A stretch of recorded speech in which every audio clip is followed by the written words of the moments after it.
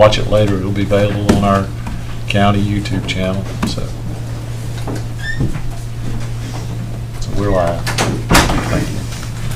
All right, it's 9 a.m., so we'll call the meeting to order, and we'll just go right into business as we typically do for our work sessions. There are a lot of people here. I would ask the audience to please just keep your sidebar conversations or keep your comments directed to the board and when you're called on, and we'll go from there. So first item on the agenda is discussion on a bond guarantee request from Upson Regional Medical Center. The chair of the hospital authority, Mr. Hightower, we just recognize you, and if you want to recognize your other authority members and others, and then I understand Jeff is going to do the presentation. Jeff is going to do the presentation. Commissioner, Chairman Norman Allen, appreciate it very much for having us here for the consideration of this important endeavor that we're taking on. And Jeff Tarrant, our CEO, is going to do the presentation. Our other authority members here, I do believe it's just me and Ralph Warnock. So thank y'all for allowing the consideration. Jeff, I'm going to turn it over to you. Thank you, Bill. And actually, Dr. Warnock is the chair of the hospital authority. Is he? I apologize, Dr. Warnock. I'm chairman of the hospital. My mistake. I thought they were one and the same. Y'all, I apologize. We congratulate Dr. Warnock for that important post. It is a very important function. So, Mr. Chairman, Board of Commissioners, others attending, it's our pleasure to be here this morning. We'll be brief, and Jason and Jessica said maybe 20 minutes-ish. So the comments I'll share with you will be less than that. Then we've got time for discussion and questions. Okay. So I appreciate it. So here is the project we want to talk to you about. So just as the Upson County Commissioners have supported in terms of guaranteeing hospital authority bonded indebtedness since 1987, that's 37 years without a break until about 3 weeks ago when we paid off all outstanding bonds for this hospital. So the guarantee you have afforded us for 37 years is now ended. And that's exciting. We thank you for that support over the last 37 years. I've been running hospitals a long time. This is the first time in my 41 career I've been able to say I'm employed in a leadership position of a hospital that has no debt. And that's exciting for us. And I think it should be exciting for all of us in the room because you've all played a role in helping to make that happen. So deep appreciation there. What we are embarking on soon, within the coming months, is a project that is going to be exciting in terms of moving our facility into a direction that will bring new methods of caring for patients and expanded capacity to care for patients that truly depend upon us for services they receive. Again, I'm Jeff Tarrant. I'm honored to be the CEO at Upson Regional. I've been here for just a little over 5 years. We've already introduced Dr. Warnock as the authority board chair. Bill Hightower is we actually operate as a 501c3. He is the chair of that operational board. We have a few members of our senior leadership team here, and obviously a significant number of interested staff.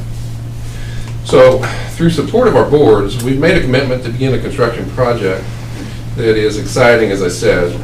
Will grow in a way that's almost unheard of across certainly rural Georgia hospital these days. And I don't have to educate you on the condition of rural healthcare in the state of Georgia and really across the country.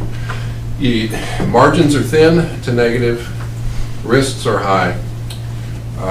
The ability to continue operations for a lot of facilities is on a week-by-week basis. Cash flows are troubling, and balance sheets are in jeopardy. And that's the case of rural healthcare, unfortunately, not just in Georgia, but across the country. So what we're doing, as I said, is almost unheard of. Our vision for this construction project to focus on expansion of our OBGYN services. So we're going to better accommodate that experience for our mamas and families. We're going to expand GYN services, and we're going to expand our critical care capacity, another key for us. It's not haphazard.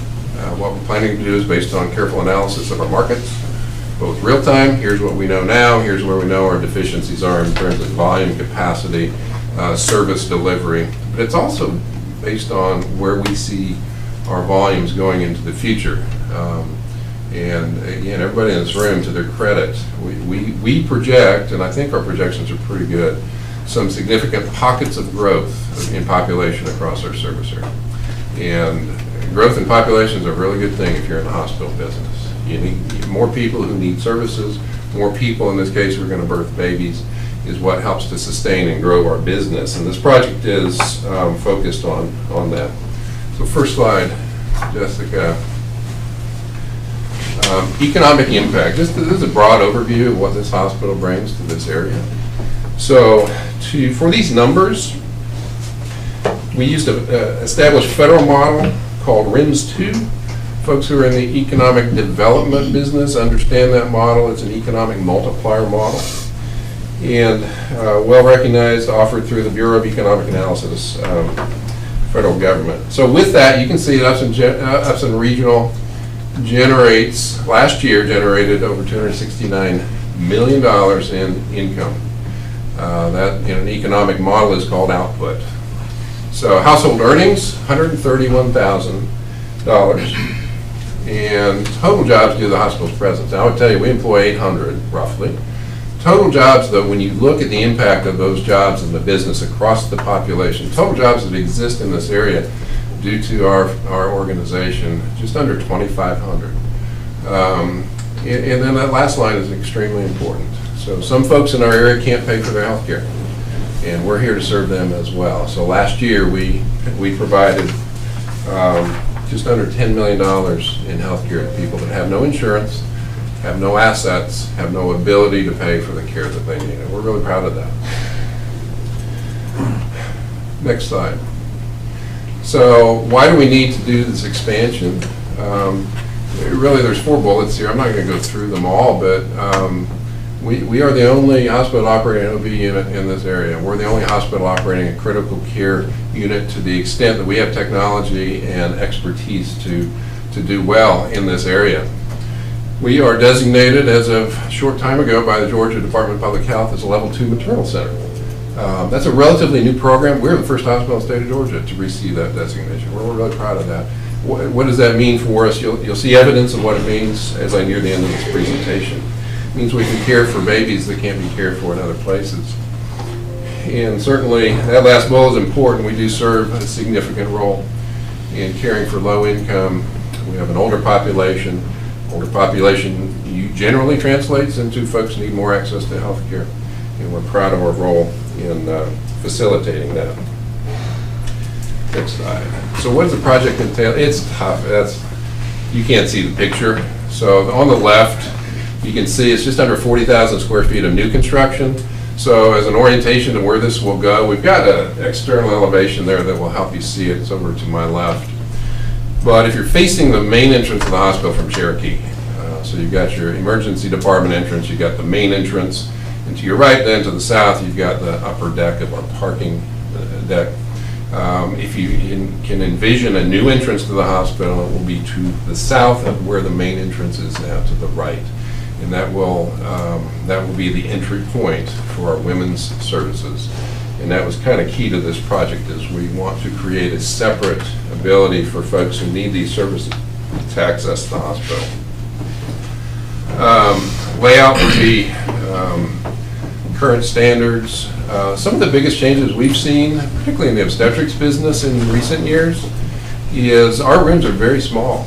In the birthing experience, for those of us who have been through it in one capacity or another, understand there's a lot of equipment that has to go in to safely facilitate and accommodate a birth. You got to prepare for the unexpected. Also, when our unit was built, I would venture to say, birthing experience was largely a harmony between laboring mama, physician, nursing staff, dad, maybe if you wanted to be there, in and out, maybe in the waiting room. But it didn't involve the extent of people that a birthing experience involves now. So the rooms have to be bigger, we have to accommodate more technology, we have to make it comfortable for everybody. Then our critical care expansion, so we're going to expand capacity by 20%. That's intensive care. When we have bottlenecks in our ability to care for patients, almost without exception, it is because we don't have enough critical care space. And we saw that, we lived in that world through the pandemic. But even now, post-pandemic, we've had a little while to digest what this looks like post-pandemic. It still represents a bottleneck, and a lot of it's because growth in our cardiology programs are other aspects of highly acute critical care. We've got providers to accommodate, facilitate our ability to care for these patients. And again, there are very few other places that folks can go without traveling a long distance. Okay, Jessica? So how's this going to impact employment? We have a general breakdown of the categories there. So roughly, in summary, about 10 FTEs, 10 full-time equivalent employees. Once this is mature, once it's up and running, once we're operating at capacity with the new space, what does that translate to into new salary dollars within the community? It's just under $1 million a year. So it's not huge as compared to the economic analysis we saw a minute ago, but it is significant. So an illustration of our obstetrics volumes, and a lot of what we do in terms of comparisons with prior periods, we have to normalize for pandemic years, which were odd. And they were odd, and we can't plan based on that because we never want that to come back. So I've shown you a snapshot here, calendar year 2020 versus calendar year 2023. This is obstetrics volume. We see a 12% growth in both admissions and patient days. And again, so we're already experiencing that growth based on projections related to the demographics and the population that we see in Upson County in the coming years. We think that's only going to accelerate, and we want to be able to accommodate the need for additional capacity in our obstetric service line. Okay. Expansion costs, that's a rough breakdown. Project has not been quoted yet, so I can't tell you exactly what it's going to cost. But these are estastimates from the architects and engineers. Roughly just under $27 million for the new construction itself, renovation of existing space, about 1.6, architects, equipment, et cetera, allowing about 10% for contingency and unexpected. And that's more related to the renovation probably than it is to the new construction. It's always risky to renovate existing space because you never quite know what you're going to find. All right, so what are we asking for? This is 2 slides here in a nutshell. I'm about to wrap up. So Georgia law allows for a mill levy of up to 7 mills for a county to support a hospital authority that is issuing bonds to do this kind of work, up to 7 mills. It doesn't mean it's 7 mills, it means it's up to 7 mills. That's statutory in the state of Georgia. What we anticipate, and again, we don't know the total cost of the project, we don't know the interest rate, so these are all hypotheticals. What we anticipate is debt service on this project somewhere in the $2.5 million a year range, roughly. Based on what Mr. Salter has shared with us is what is a mill worth in Upson County, somewhere around $900,000. So we're looking at probably to guarantee this project probably in the 2.5 to 2.6 or 7 mill range. But again, Georgia law allows up to 7 mills. So again, we've had this relationship in place for 37 years. We've never defaulted on that, ever. The county's been gracious enough to guarantee our debt. We've never asked for any mill levy to be authorized so that we could pay our debt. And I think that's a testament both to, certainly to Upson County leadership, as well as to the hospital leadership. So, as I mentioned, we are now debt-free as of just a few weeks ago. It feels really good.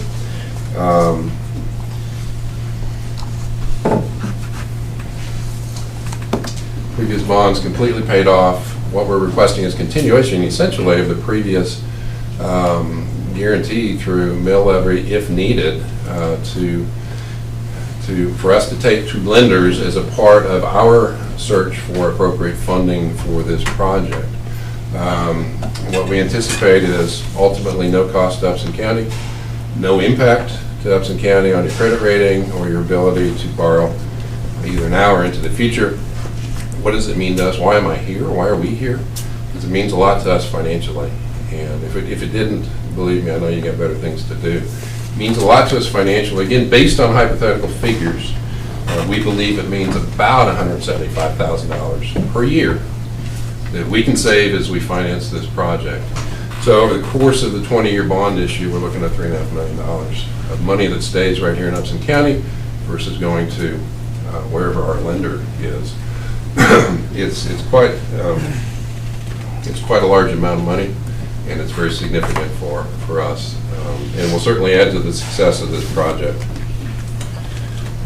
So $3.5 million over 20 years is a lot of hospital equipment, it's a lot of hospital employees, it's a lot of care we can provide if we keep that money within our organization. But that would require Upson County to continue the guarantee they've had. So let me just, I can stand here and talk, but I don't want to any longer. Numbers and words are kind of my world, but I think there's an illustration we've got. This is only a little over a minute long. You will appreciate this. It kind of brings home how important the services are, especially within these service lines, to the population that we serve. So I think you'll enjoy the video. My name is Nick Moga. I'm a board-certified OBGYN physician. I graduated from residency in 2005, practiced in Minnesota for 16, 17 years, and then found the perfect job down here in Thomaston. We offer the patients quite a bit here. Geographically, Thomaston, if you look at it on the map, is a little bit of an isolated location, and our service area is about 50 to 60,000 people. A lot of the medical facilities that offer what we do, or even some more than we can offer, are 45 to 60 minutes away. Especially with something like obstetrics, things can happen very quickly, and it's a real benefit for a community to have a level 2 nursery and a labor and delivery that supports it literally 5 to 10 minutes away, as opposed to 60 or 70 minutes away. I had high blood pressure. My pregnancy was high risk throughout my whole pregnancy. They pushed it up to 37 weeks and then push it up again to 34 weeks. Really the only thing I did was pray.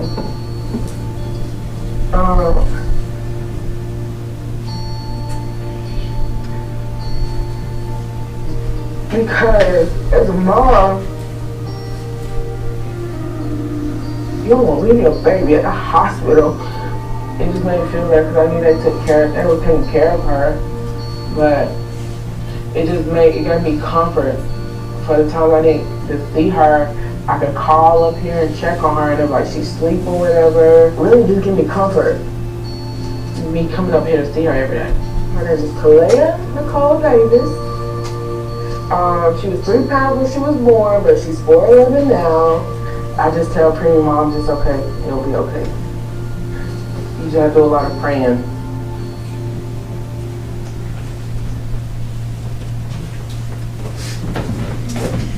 So again, thank you for your consideration, your attention. We are certainly interested in answering any questions or hearing what else you would like to talk about. Well, let me start by saying I appreciate everybody coming out. This is a very exciting project, and as you said, you know, for generations, the county has supported Upson Regional Medical Center through the authority, and even now through the board. This bond that you just finished paying off. I mean, that started 20-something years ago. And so you know, we're all very proud of the hospital and the growth and what it brings to our community. I mean, it's a given. I mean, everybody sitting up here understands that. You know, I go way back at this hospital, right, Suzanne? So anyway, I'm sorry. But that said, there's a business, and we're in the business of making sure that we support the hospital, and at the same time make sure that the commission and the taxpayers understand what this means to us. The little history that I have on this is, you know, back in November we got a certificate of need from you. I'd heard of it. I was very excited when I got it. I opened it up and I said, okay. being the guy that's sitting up here that's got to sign the checks on behalf of the board here, I said, okay, what's the bottom line? And so I'm flipping through that very extensive certificate of need, and I was very excited when I got to the back of it and said that it was guaranteed that y'all were paying for it based on revenue you already had, your current investments and the revenue you had from that. And Jason will remember that day pretty vividly because we were very excited about it. We said, oh, this is great. This is going to be no impact on the community financially. So we didn't hear anything for a while, and I think it was in May, you reached out to me and said, hey, we've looked at it. I know things change. We've looked at it, and we think it's better for us to fund this like we have done traditionally. And so then, and I really appreciate you and Mr. Williams, Mr. Hightower coming and sitting down with me and saying, laying it out there for me. And that started, obviously, some dialogue. Because it's, what was done 20 years ago is certainly different today. Back 20 years ago, and Jason and Alan, I rely on y'all to help me. So historically, the county had no debt. The only debt the county had was the bond for the hospital. But things have changed in over 2 decades, almost 3 decades. And the county relies heavily on debt now, as because the county is very strong financially, and just like this projects in the county, we benefit from having that strong financial position. So for instance, the Justice Center, which was put forth to the voters, and the voters approved the bond for that, and we were successful in getting a pretty darn good, for lack of a better term, interest rate on that note.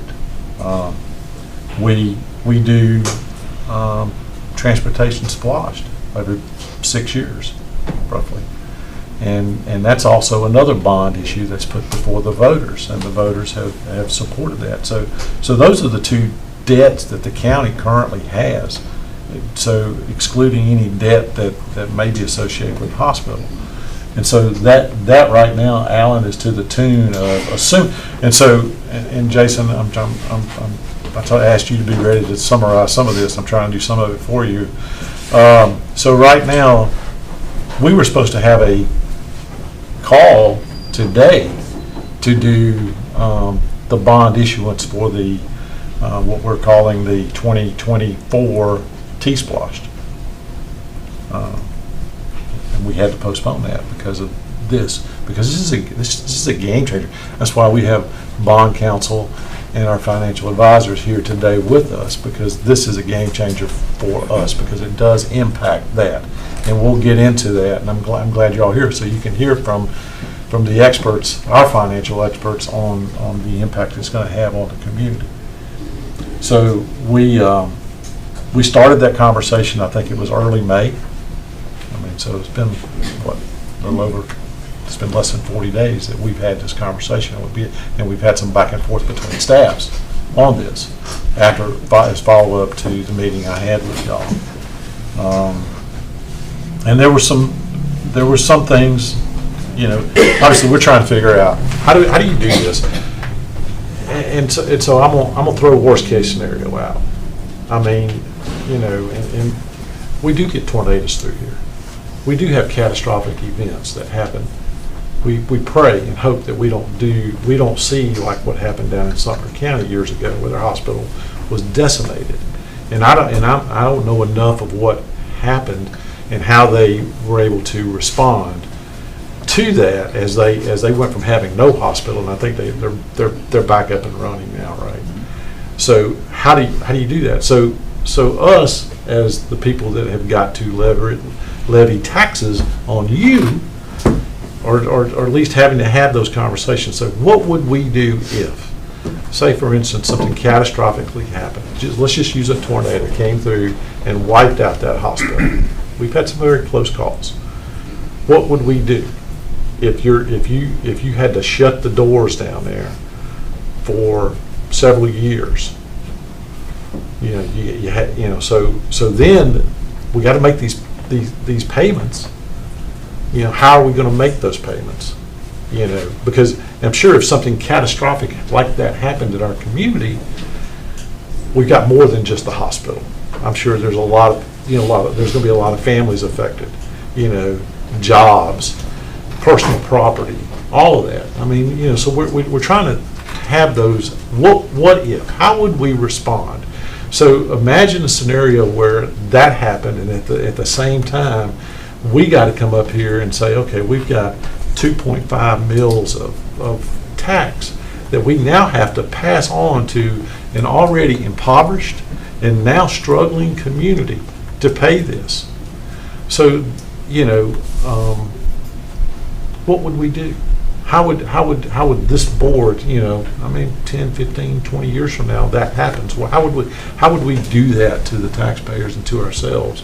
2.5 mils of tax. I mean, we hear it all the time about, your property values are going up, the effect of the millage, cost of goods and services is going up. We struggle, just like the hospital struggles, to pay for goods and services. So what if? So that goes back to this email that I sent you on May the 1st, and I asked, how do we provide some protection to the taxpayer should something catastrophically happen? I don't think we've had that conversation. I never got any assurances back on that. So I've relied on our staff. What would we do? And the only answer to that is, we're going to be passing this on to the taxpayers. Most of you in this room are going to be paying that. So, and at probably the worst of times. Now, God forbid anything like that happens. But we have a responsibility to plan for it. And then there are other fees, and then we're gonna, and I'm gonna shut up here in a second, and I'm gonna ask staff to offer their perspective on this. Again, I don't think there's anybody in this room that doesn't see this as a great project, something really good for our community. Again, my mother, 40 years ago, 50 years ago, she was the OBGYN supervisor at that hospital. I spent more time walking around that hospital, Suzanne can attest to that, than anybody. She used to do Easter egg hunts out in the back where the parking lot now is. So I'm personally tied to it, and I'm very proud of this hospital. So the easy answer is sit up here, oh yeah, let's do this, let's do that. But don't I have a responsibility to you as taxpayers to ask these questions? Don't we have a responsibility to say, okay, how can we position ourselves to say something catastrophically happened, that we've got it. We got you covered for at least a few years until we rebuild our community should something happen. Now, so at the end of all this, nothing happens, but we had the insurance there. And so that's some of the things that I want staff to talk to us about. How do we insure ourselves? The effect this is going to have on the county to continue to deliver goods and services. I mean, we still have public safety needs. We still have roads and infrastructure needs that we've got to address. And there are costs associated to that. So I'm going to shut up, Jason, and just pitch it to you. Unless any commissioners have anything you want to say. Yeah, I have a question before we jump in. Let Davenport. I know Davenport, our financial advisors, are going to give us a brief on their take on this. But my question on the last slide, the last sentence, y'all, I want to just get an understanding of the hospital's take on. It says no cost or impact to the credit rating, and from what I've seen and from what I've looked at from Davenport, it seems like it definitely will have an impact on the credit rating. Yeah, it's a great question, and we have bond counsel as well. We have financial advisors. We've had an advisor on this bond issue, so we've posed that same question. So I'm not an expert on that. You've got your experts here. We've got ours wherever they office. The short answer is, so over the last 37 years, you have carried this guarantee as a contingent liability. And it's in your audited financials. It's in the auditor's notes, right in the middle of the financial statement. So for 37 years, you've had up to 7 mils to guarantee our previous bonds. You don't have that right now for a few weeks. But if you put that back in place, how would that be different than the situation specific to the county's bond rating over the last 37 years? It seems like we just retired a guarantee. We're going to replace that retired guarantee with a new guarantee at the same level. And that's kind of the layman's explanation of it as it's been told to me. And so that question is the question for these gentlemen that are about to speak. How will it be different? And I know they've looked at it extensively, and so they'll hopefully answer that question. Yeah, I would simply say, Mr. Chairman, pretty much all the concerns that you mentioned have been the same concerns that the staff has gotten and have been asked to address directly to the board, and we've compiled them all into Davenport's presentation. So I think once Doug gets through their presentation, I think all of those questions, you'll have some level of understanding of what impacted. I mean, because obviously everything has an impact. It's just a matter of, our job is to give you all the information you need to make the best decision possible. And I think after Davenport does their presentation, I think you'll be satisfied that we've addressed those to the best of our ability. Well, Doug, Ricardo, it sounds like they teed it up for you. All right. And I appreciate, once again, y'all have done an amazing job putting together this for us, and some good info. So, where are you running off to? You going So down? I'm going to run so we can see it on the big screen for everyone. I thought you were trying to, you weren't trying to leave on us. She's got it. We thought you would leave. You got the, Technology, Al. We're getting there. nothing short about there. Got it here in front of us. We ain't got to squint. We got it right here now. Everybody's got it. So just, great presentation. Just, if you would, just hit the high Yeah, I points for will. everybody. Again, thank you, Mr. Chairman, members of the board, and staff. Again, I'm Doug Gebhardt with Davenport and Company, the county's financial advisor. We've been the advisor going back to, I believe it's 2019 at this point, and have helped with both bond issues and credit rating upgrades, financial planning, just to name a few things. And so in this presentation today, there's just a few things that we want to maybe highlight for the county and address some of the questions, comments, or concerns that we have identified. And first and foremost, I can appreciate the birthing process. My third child is now a month old and was born at 35 weeks. So I can really appreciate that. So I'm right there with you and know all the medicine and doctors and having to spend, a week in the NICU. So I fully appreciate the work that you all do on a day-to-day basis. So thank you for that. But my world is municipal finance, right? And I'm trying to educate. And so flipping to page 1, just to give a background of where we are. In 2004 was the last bond issue, a 20-year issue, very typical process. This one's the last one that was issued, is in the amount of $16 million, and thankfully it was just recently paid off. We say it's a not uncommon practice, probably better English would have said it is common practice to do these types of engagements throughout the state. We work just down the street with Columbus. They do a similar type of guarantee. So this type of arrangement through hospital authorities and things like that is very common in the state of Georgia. Not every county does it, but there are folks that do provide this type of guarantee. To our knowledge, the medical center has never had to utilize that $7 million pledge that they're asking for.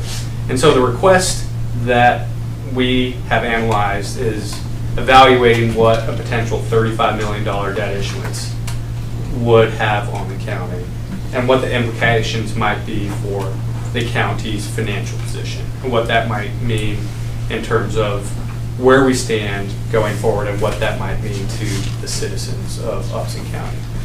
So first and foremost, what we wanted to do is take a look at what that might mean in terms of your credit rating and what impact that might have on the county's overall financial health. So just as a reminder, we have a credit rating from Moody's. There's really two main rating agencies, Moody's and Standard & Poor's. We just have a Moody's rating for the county's bonds. And this was done back in 2022 as part of the Judicial Center bonds. And what you can see there on the right-hand side of the page is that when Moody's does a scorecard, they have these various factors that go into determining a rating. There's various rankings and metrics that happen. And so back in 2022 in February, the county's scorecard indicated outcome was AA2, but the assigned rating was one notch below at AA3. So that is just to perhaps educate you all on the board that just because a scorecard says one thing, that doesn't necessarily mean that that's what the actual rating is going to be. If it was just plug in numbers, we wouldn't have to have rating analysts that we go and talk to tell our story. They would just take your audited financial statements and plug it in and spit out a rating, right? There would be no subjectivity. You wouldn't be able to account for anomalies, things of that nature. So there is some precedent already with Upson County that there is a discrepancy between scorecard and actual rating. So just put that in the back of our mind. So flipping to the next page, in November of 2022, the Moody's went under a methodology change. So as part of that change, all the folks get re-rated, but we've not had a formal credit review as part of this new methodology. There's various different factors that go into the rating, but the four primary ones are your economy, financial performance, institutional framework, and then last there on the bottom right is leverage. And that makes up 30% of your rating. And the two factors that go into that are the long-term liabilities ratio and your fixed cost ratio. Okay? Does that all make sense of what we're looking at today? And this is where we want to talk about is that leverage is where this bond issue would influence that 30% of your rating. So flipping the page, what we did on this is took Moody's scorecard, which they publish, and used the most recent audited fiscal year 2022 data.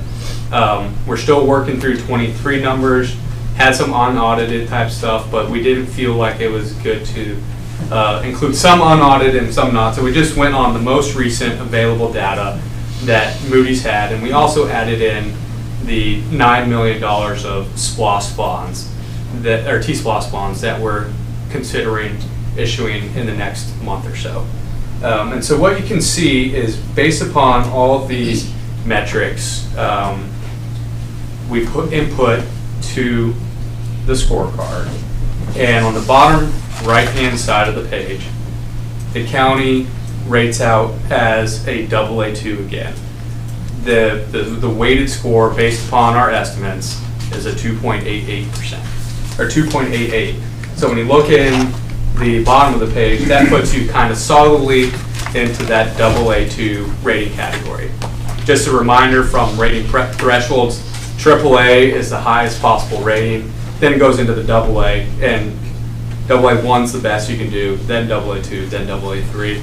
Underneath that is A1, which was the county's rating back in 2019. We actually got an upgrade from A1 to AA3 as part of the Series 2022. So that is a testament to the financial strength that has occurred over the last few years.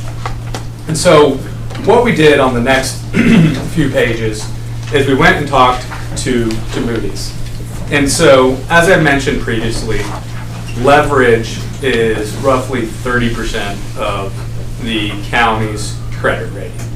And so when the county would guarantee a hospital authority debt, the credit rating of that obligation would be equivalent to whatever the county's credit rating is, meaning it would be on par. There wouldn't be any notchings off of it. And that's part of the reason why the hospital authority is requesting this support, is because they would get the stronger benefit of the county's credit rating, right? So that's part of it, and they would get savings as a result of that. And so they definitely think of it that way. And so in talking with Moody's, they would consider this a long-term obligation regardless of how it's reported in the audit. So some folks report it as a contingent liability, others explicitly list it in the debt obligation, the long-term notes of debt in there.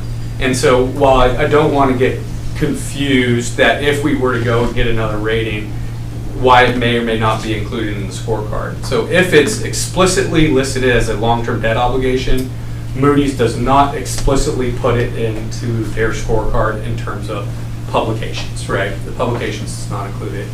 But if it's listed as it would be included. If it's listed as a contingent liability, which is what the county does, it is not explicitly included in the credit rating scorecard, but they do kind of those behind the scene adjustments to factor in for that, if that all makes sense. One of the other things that has come up in discussion is with regards to the county's legal debt limit. This obligation would not apply to any type of legal debt limit. The only thing that applies to legal debt limits are true general obligation bonds. So T-SPLOST bonds would apply to that. The judicial center bonds do not apply to the legal debt limit. However, they do apply to the credit limits, right? It wouldn't legally apply, but financially they do apply. They are counted in these metrics, and you can see that on the prior page. Those judicial center bonds are included in the scorecard that Moody's put out in those metrics. So flipping to the next page, what we did is said, what would happen to the county's credit scorecard if you were to add in $35 million to those leverage scores? So what you can see there on the bottom, the pink on the two in the leverage section, both have shifted kind of right from the AAA category, AA category, to the AA and single A category. And so that moves your overall scorecard rating from a 2.88 down to a 3.55, which puts us just into that AA, AA3. I wish it was AAA. That would be great. AA3 rating scorecard. And I think to answer the question, what is perhaps the difference is the size of the obligation, right? If we were to take that same scorecard and only input $5 million, it doesn't influence that weight quite as much. For example, you can see that fixed cost ratio is at 11%, right? If that number was below 10%, you'd still stay in that AAA rated category. So part of what's happening here is that metric is shifting into the next rating category, which is moving your scorecard down slightly. So what does this mean in terms of this? So on the next page, some of the observations that we have from this is that your long-term liabilities would move from strong to moderate, and the fixed cost ratio would move from very strong to strong. Again, these are because of the way the county reports its obligation with the hospital authority, it'd be considered a contingent liability, and so it wouldn't be explicitly included in the scorecard, but kind of implicitly calculated behind the scene. So the scorecard metrics would drop the score from AA2, but there's no reason that would result in a downgrade, right? That might just mean that the scorecard indicated outcome is your rating. We don't know what that's going to be, right? We can't tell you that. If we could, we would be out bragging that we can predict ratings and tell people to go talk to rating agencies or not talk to rating agencies, right? So ultimately, one of the things that we did talking to Moody's, some other kind of not necessarily financial factors explicitly, but maybe behind the scenes, is that they would want to understand the hospital authority's general creditworthiness, kind of likelihood of the actual levy having to take place that might help mitigate some of those concerns. They would look at the history of this type of thing. So with that being said, I think given the, which we'll get into a little bit, given the history of the hospital authority and the strong financial position, that might mitigate some of those leverage metrics concerns because of the financial strength of the hospital authority. The other thing that they'll look at is the parameters and requirements of the intergovernmental agreement. And because these bonds are now paid off, we have the ability to kind of start from scratch and renegotiate that contract with the hospital authority. So that's from the credit rating side. Any questions on that before we kind of get into our numbers? One quick question on what you said on the previous side. What was the value of the previous bond issuance from 2004? What was the total value? Total value was 16 million. So since then, you've issued, or will be issuing 9 million of T-SPLOST bonds. You've issued 22 million of judicial center bonds, and then adding in 35 million. So in theory, you went from 16 million in 2004 to close to 70 million, 65 million. This, if this were to be approved. Thank you. So the deal considerations, when you go out to market, there's two ways to go and finance this, via direct bank loan or public market issuance. We just to be clear, the hospital authority has their own financial advisors, and they selected to go with direct bank loan, and they received a term sheet from Webster Bank, which is summarized on the following page. So what we did on the next page is talked about the key assumptions, and we didn't explore whether or not the bank loan or the public sale is the right way to go. We were happy to do that further if that's the analysis the county would like us to take. So based upon the term sheet that we saw, is that assuming a $35 million par amount and the interest rate right below 4.75%, the annual debt service payments are right around $2.7 million a year. Obviously, these are all subject to change based upon closing dates, payment dates, final structure, but give you a rough sense, right in line what the earlier presenter shared. So that's good. 20 years, very typical, matches the previous amortization structure of the 2004 deal. 20 years is very normal for this type of transaction. And so what we did on the next few pages is what that would mean on the millage rate impact and the average impact on the homeowner. And so as of 2023, the net digest, M&O digest, is just under $900 million. So when you take that, 1 mil produces 900,000 and divide that by your maximum debt service of 2.7, the millage equivalent impact is 3 mils. So you would need to cover roughly 3 mils to do that. And so what we did on the right-hand side of the page is showed what that would mean in terms of the average homeowner. So, for example, on the top of the page, if your house was worth $150,000, you get assessed at 40% of that. Means that you get assessed on $60,000. At 3 mils, the annual addition to your tax bill, if this were have to be levied, would be $180, $183. And we did the same thing for a $200,000 and $250,000 house. There might be some additional exemptions applied, things of that nature, but and the actual millage might change as your digest grows and goes up and down, but a rough sense of what that means in terms of the impact to the average citizen. And so what we did on the next page is looked at what that means in terms of debt service coverage impact on the hospital authorities. So this debt obligation would be higher annual payments than what has been previously been repaid. And so we wanted to make sure that at least historical operations could be sufficient to cover the annual debt service payments. And so in looking at the last 5 years, and this was a analysis, we're not hospital, just to be very clear, we're not hospital professionals. This was the numbers that were provided by their financial staff that was used to market the bonds, so we're assuming that the information provided is correct. But when you're looking at the income available to debt service and divided by debt service, your coverage at a minimum is 5 times coverage, which means that for every dollar of debt service, you have $5 available to pay, which is extremely strong, extremely strong.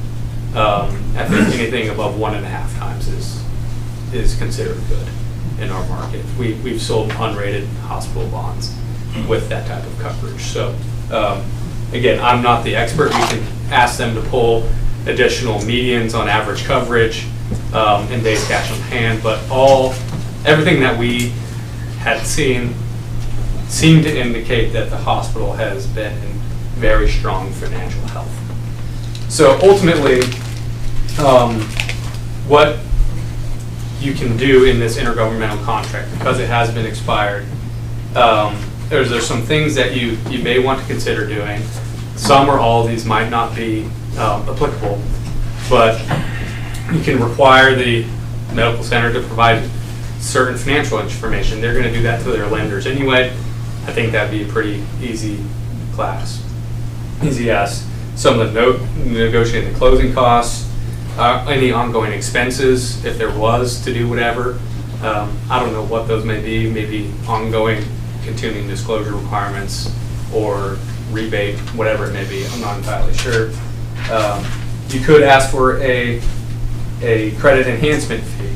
So in order for you all to give them the stronger credit rating and reduce interest savings, the county might be able to ask for some compensation as a result of that to help offset maybe some staff time and things of that nature.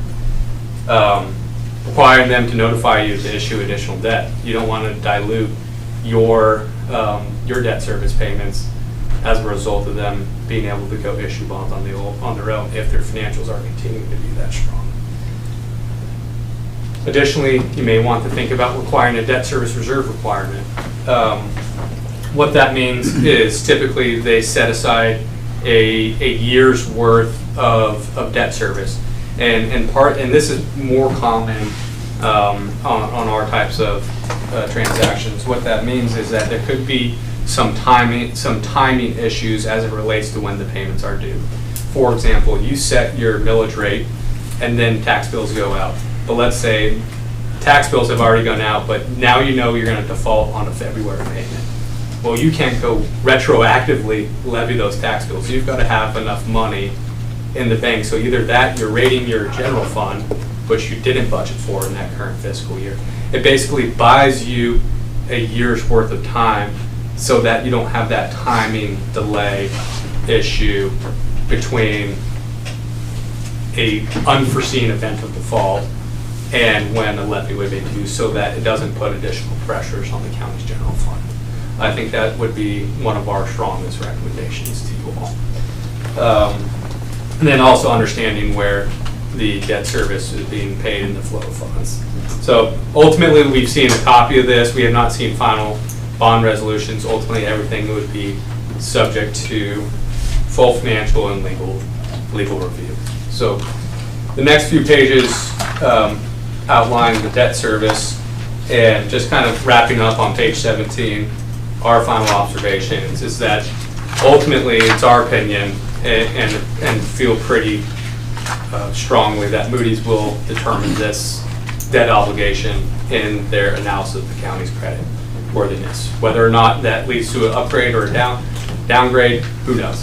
I think based upon the numbers that we saw, it's probably more of a yellow flag than a flashing red flag. But again, I can't say for certain. That's assuming all things are considered equal, right? I think when you start elevating certain financial scorecard metrics and things start to become outliers, it puts greater scrutiny on other parts of your rating. So if debt is high, they're going to want to see really strong fund balance. If fund balance is on the weaker side, they're going to see stronger debt levels. If they want to see, or income's really high, you can get away with some other things. So as certain scorecards start to fall down, it puts greater pressure on the other things to perform in a stronger financial way. Ultimately, you've assumed the bank loan, we want to think about what elements we want to put into this IGA.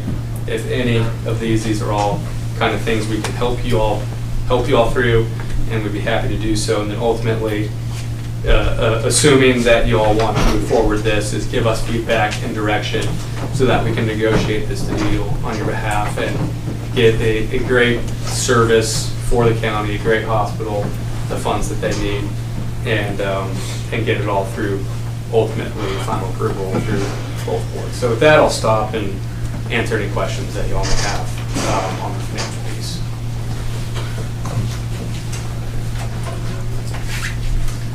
And then there's questions, but is there anything, Ben, do you have anything you'd like to add to, I know you, from the bond counsel perspective? From a legal standpoint, well, good morning, I'm Ben Brooks. I'm with Smith, Gambrell, and Russell, the county's bond counsel. I think you've heard the most important issues before the board. From a legal standpoint, we've heard that we already had a transaction similar to this instruction in place, just recently paid off. And what's being proposed is the same type of transaction. So from a legal standpoint, I'm very comfortable with the structure of the transaction. I'll say that the hospital also has engaged very competent bond counsel who's looking at this as well. So if it's the desire of the board to move forward with this, I'm very comfortable with the legal structure and that a deal can be negotiated within the bounds of Georgia law. So I guess the question that needs to be answered first, before we really get into more details, is what's the timeline? What timeline are you looking at? Because you're hearing that there's an intergovernmental agreement that's got to be crafted, and Dr. Warnock, Jeff, what's your timeline on this? Do you have a drop dead date that you've got to have an answer by to have this agreement in place and done? So our CFO, John Williams, is here as well, but let me just offer an administrator's perspective on that. It's not technical. The completion of the project is defined under approval in the Certificate of Need through the Georgia Department of Community Health. That is, as far as I know, this is my first CON venture in the state of Georgia, but as far as I know, in order to honor that CON, we should anticipate having the project truly completed by that deadline. John, when was that date? April of 26. Can we anticipate how many months construction time? 15 to 18. So, Mr. Chairman, we're going to do the math backwards. Now, it would seem like we probably, from this point forward, we've got 22 months, 21 months, somewhere in there. I don't think you want to run that really tight, but that would be, in terms of what we know is in place today, kind of the hard project completion deadline. The twist on that is, I believe if this project was being contemplated and requested after July 1st in the state of Georgia, we believe it most likely would be CON exempt based on recent actions of our state legislators. So it's a bit of a wild card, but based on what we know today, we should anticipate the project to be completed by April 26th. So worst case scenario, we have 21 months from today to get an intergovernmental agreement crafted and voted on and going. Worst case scenario. Now, if you're exempt and we don't build it instantly, though. We're looking at 16 months, let's say 16, 17 months Right. for the construction phase. The project itself, the construction has to be completed by that. By April completion deadline on the 26th. Certificate of Need. Yes. And so the math that we did, rough math, 21, 22 months from today to go from where we are today to being done. So my question to staff is, how fast can we turn around an intergovernmental agreement? Because, obviously there are recommendations from our staff that on some items to include in this, and having time to negotiate that intergovernmental agreement between the county and I'm assuming it would be the hospital authority. Because that's who we're dealing with. We're not dealing with the nonprofit, right? Or will the nonprofit have a role in this agreement? You're dealing with the hospital authority, government to government. Yes, sir. Yeah, but I would say that some of the provisions of that IGA, I think, would flow through to the, to the hospital itself. And so, I think we could probably speak to timing of that. Again, they have bond counsel that has not drafted documents and hasn't gotten too far down the road yet. Well, we have a draft intergovernmental contract. It's just a template. Yeah, just a template IGA at this point. But the remaining bond documents and disclosure documents have not been drafted yet. And, sort of a general rule of thumb for a bond transaction of this type is from the time that we get approval to do it, it's going to take 3 to 4 months, I would say in that range, to go from start to finishing that transaction.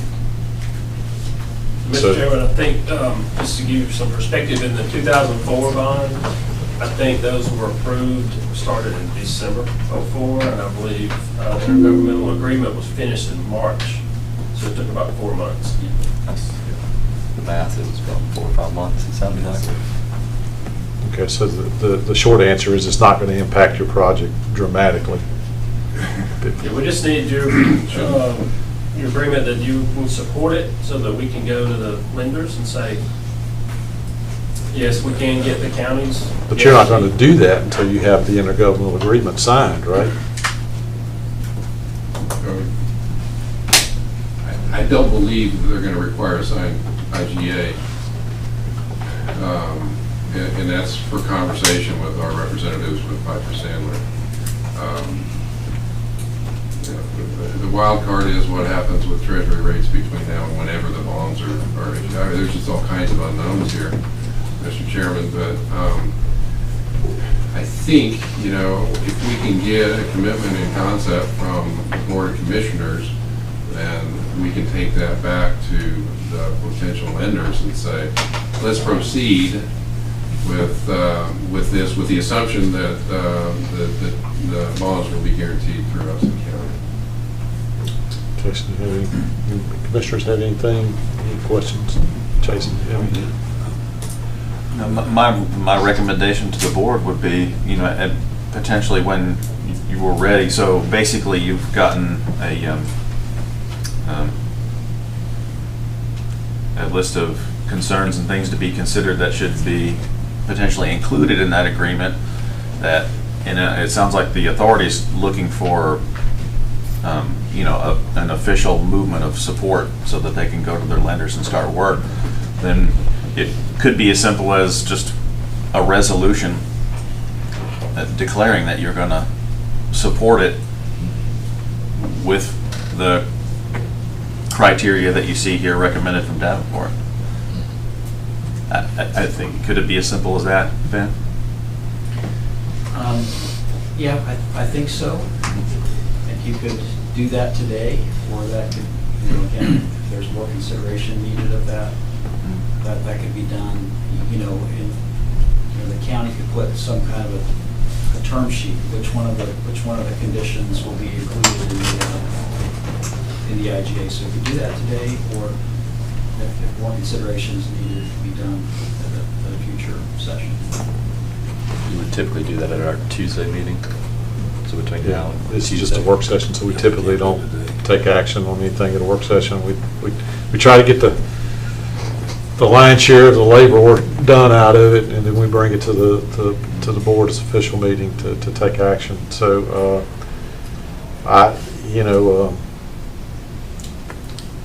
At this point, it's just your guidance to the staff is how do you want us to proceed? I guess my question,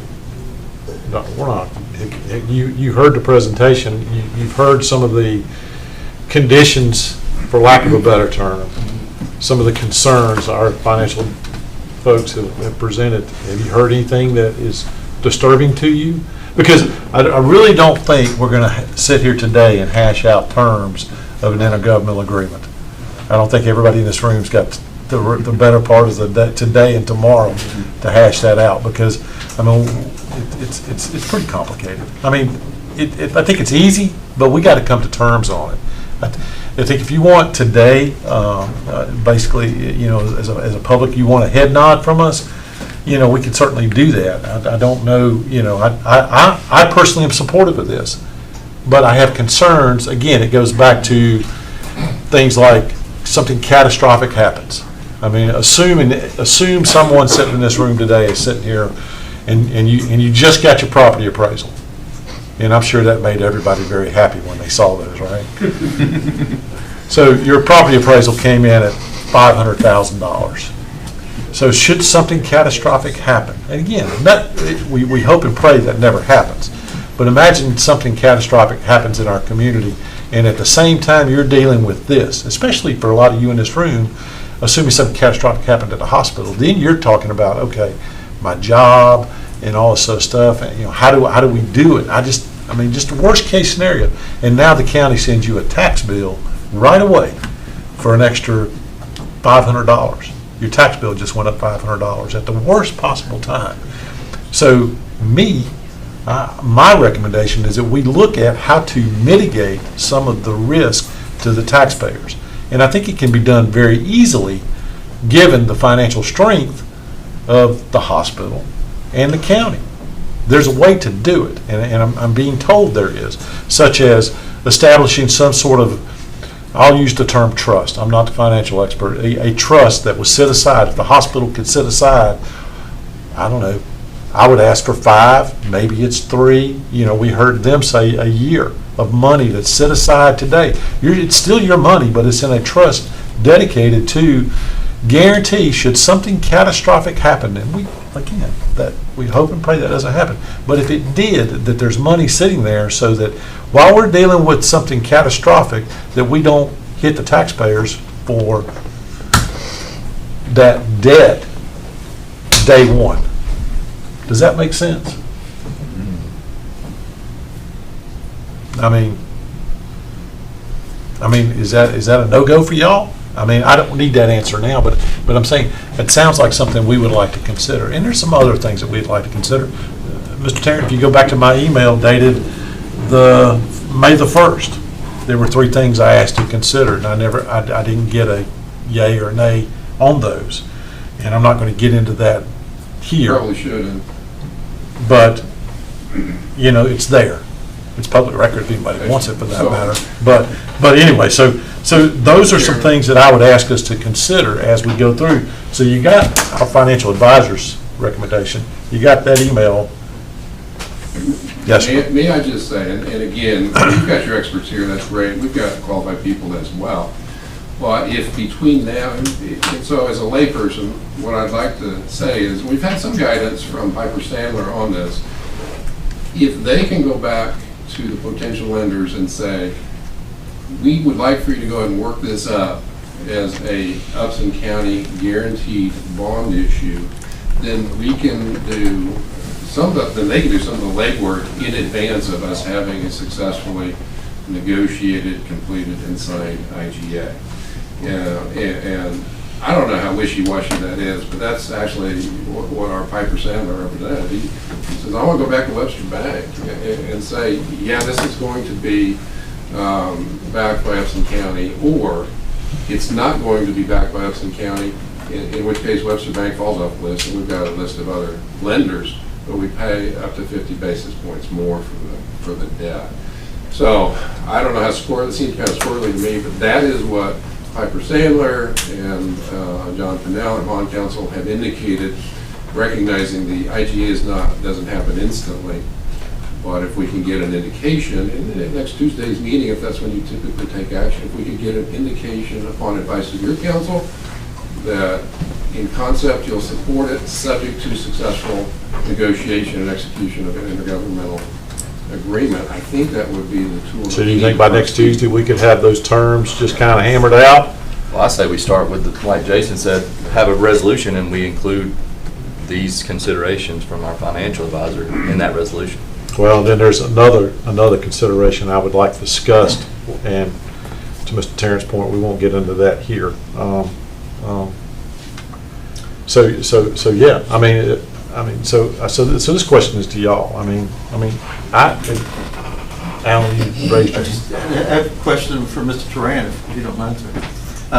The presentation, by the way, was very enlightening. Thank you very much, and everybody that's attended. You had mentioned on the call that we had that this expansion of the hospital would be accretive to income. Yes, Over sir. what time period would that take you to recover your cost and actually be accretive to income?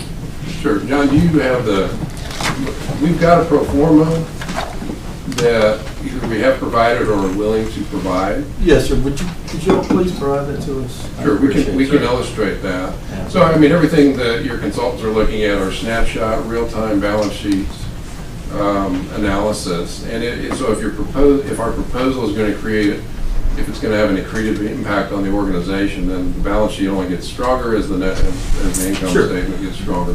But we are happy to provide you that. Yeah. The nature of the obstetrics business, strangely, impact is delayed, about 40 weeks. It boggles the mind. So we do wait a while to realize the full impact of that. We're happy to provide you that. We mentioned that. I appreciate Yes, that sir. very much. I had a question for you, Doug, and I forgot. Sure. No, I forgot the question.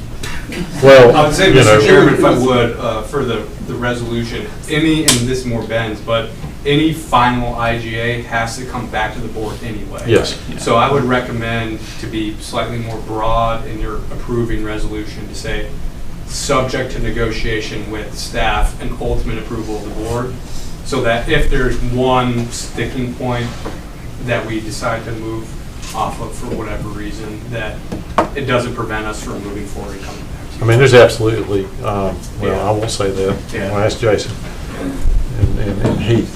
Is there any reason we can't have a resolution to put those broad terms Yeah. into paper and have it available at Tuesday's meeting? If that's what the board wants, we could easily do Just that.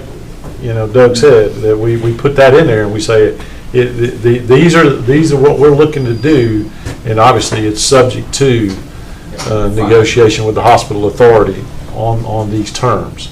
So at least then, you get what you want, you're moving. And we understand that intergovernmental agreement will take a little bit more time, again, 3 to 4 months to get the language hashed out, but there are some pretty simple terms that we need to put on the table for discussion to include in that intergovernmental agreement. That can be done. Is that what you need? I think that will be very valuable for us, yes. Thank you. I hope so. Anybody have any final thoughts, questions, comments? Mr. Chairman, I have one more comment. Yes, sir. Looking at debt service coverage, the hospital's operating revenues, I've been in a community where this ask was done in a similar setting, and the coverage was not 5.67, but it was 0.85. So, I think that's a testament to like how strong financially our hospital is. Very strong, very strong balance sheet. Mhm. Question, Mr. Turan. Something we all need to hear? Yep. Okay. In that case. The bank, and right now I'm losing, is West Bank? Is it? Webster. Webster, I'm very sorry. Was this the only bank that replied to your RFP, or was this the only bank that you sought out?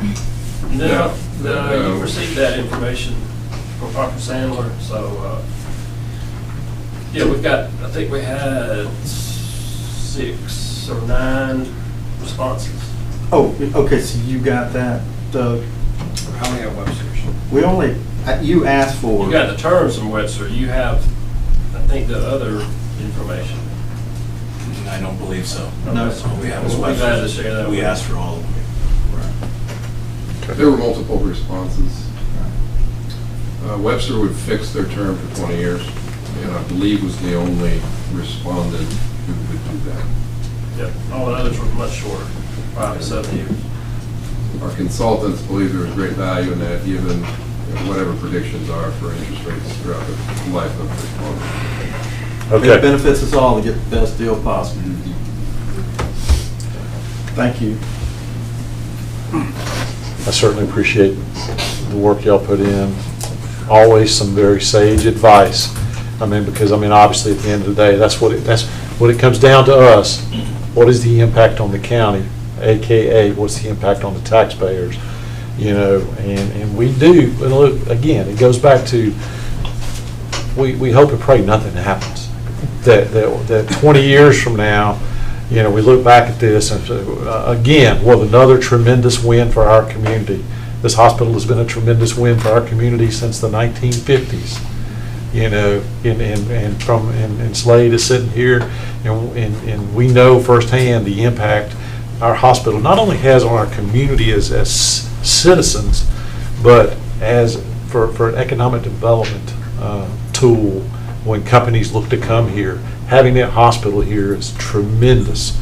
You know, not only does it provide jobs, and you guys did a tremendous job showing the economic impact, you know, and Slade, that's some good stuff that we need to file and have available as we talk to future projects. Because the impact, the end of the day is the stronger our hospital is, and the stronger our county is, the better we are as a community. You know, I am so privileged to be able to go and represent Upson County at meetings across the state, and especially with our peers. And, you know, and our hospital is something, I'm looked at often by other county commissioners with envy. They, I can tell you stories all day long, but I'm not going to do that. So a lot of y'all have been standing here for an hour and 15 minutes plus, so appreciate your patience. So it sounds like we've got a plan. Yeah. We can get something to us Tuesday to at least list the terms that we're discussing. And then sometime within the next 3 to 4 months, we'll have an intergovernmental agreement that's been vetted and hashed out with the terms. And hopefully that's good enough for y'all to start moving forward with your financing that you need to get. Everybody good? Thank you very much. Good. All the taxpayers in the room, or you're nodding your head? I mean, because the other thing we could do is, I mean, and the time doesn't allow for it, and Jason and I talked about it, and Alan, you know, we could put this on the ballot in November for the taxpayers to approve. That's not going to work for y'all, is it? And taking this another path. You know, all the debt that the county had, you're smiling.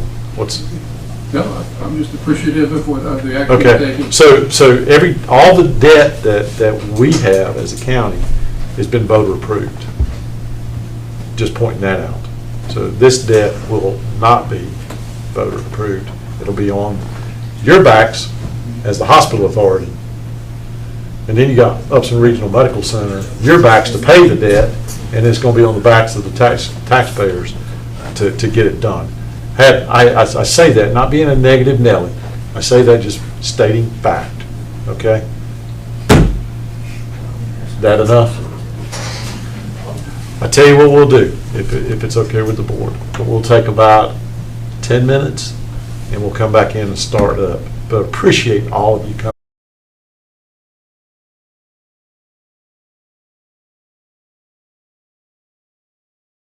I'm interested in roads. Hey, Bridge.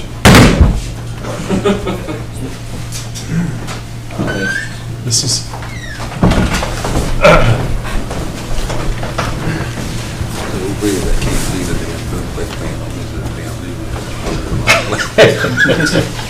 Yeah. All right, so we're back live. And we'll go ahead and start. Again, just we are broadcasting, just to let people know that, you know, we do tend to work at work sessions be a little bit more relaxed than we are at regular meetings. So just, if you're watching a work session for the first time, just keep that in mind. All right, discussion on paving of the 2 South Bethel Street parking lots. So, Mr. Chairman, this is just simple. When the city was working on their paving contract, they included bidding out the parking lot work for the complex here, and they said, hey, do you want us to include your side of the building and we'll go ahead and get a price for you on it. And I said, oh, sure, absolutely. And so we have that. And we're just asking the board to entertain what would be a $38,000 cost to redo our portion of the parking lot, which would be basically that's the east side, right? Yeah. So it would be the senior center side, that out there, and this right here. And this one here, yeah. Yeah. So it basically resurface it and then re-put all the stop bars. Halfway there. Curb No, stops. no action needed, but we just wanted to, Well, let me ask you a question. You know, we was at the joint project meeting, they were talking about just sealing it and restriping it. Yeah. So this is paving. it is, it's a complete redo.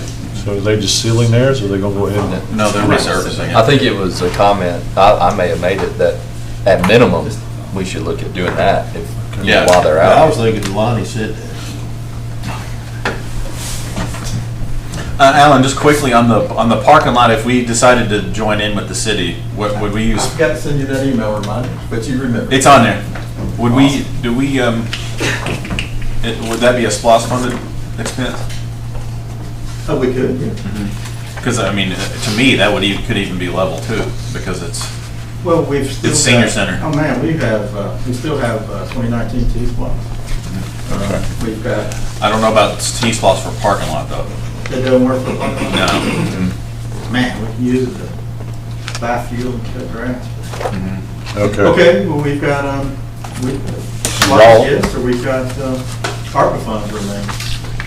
Oh, that's right, I forgot. Okay. So we'll get an approval on your agenda for that, probably for our ARPA. As long as the board, just, if you have any questions, just let us know, but that's essentially what the project is. And I basically just need to call Lonnie back at some point today and let him know that we want to move forward with it. I think it's 2025, right, to use those funds up. That's a great idea. So that's all on that item.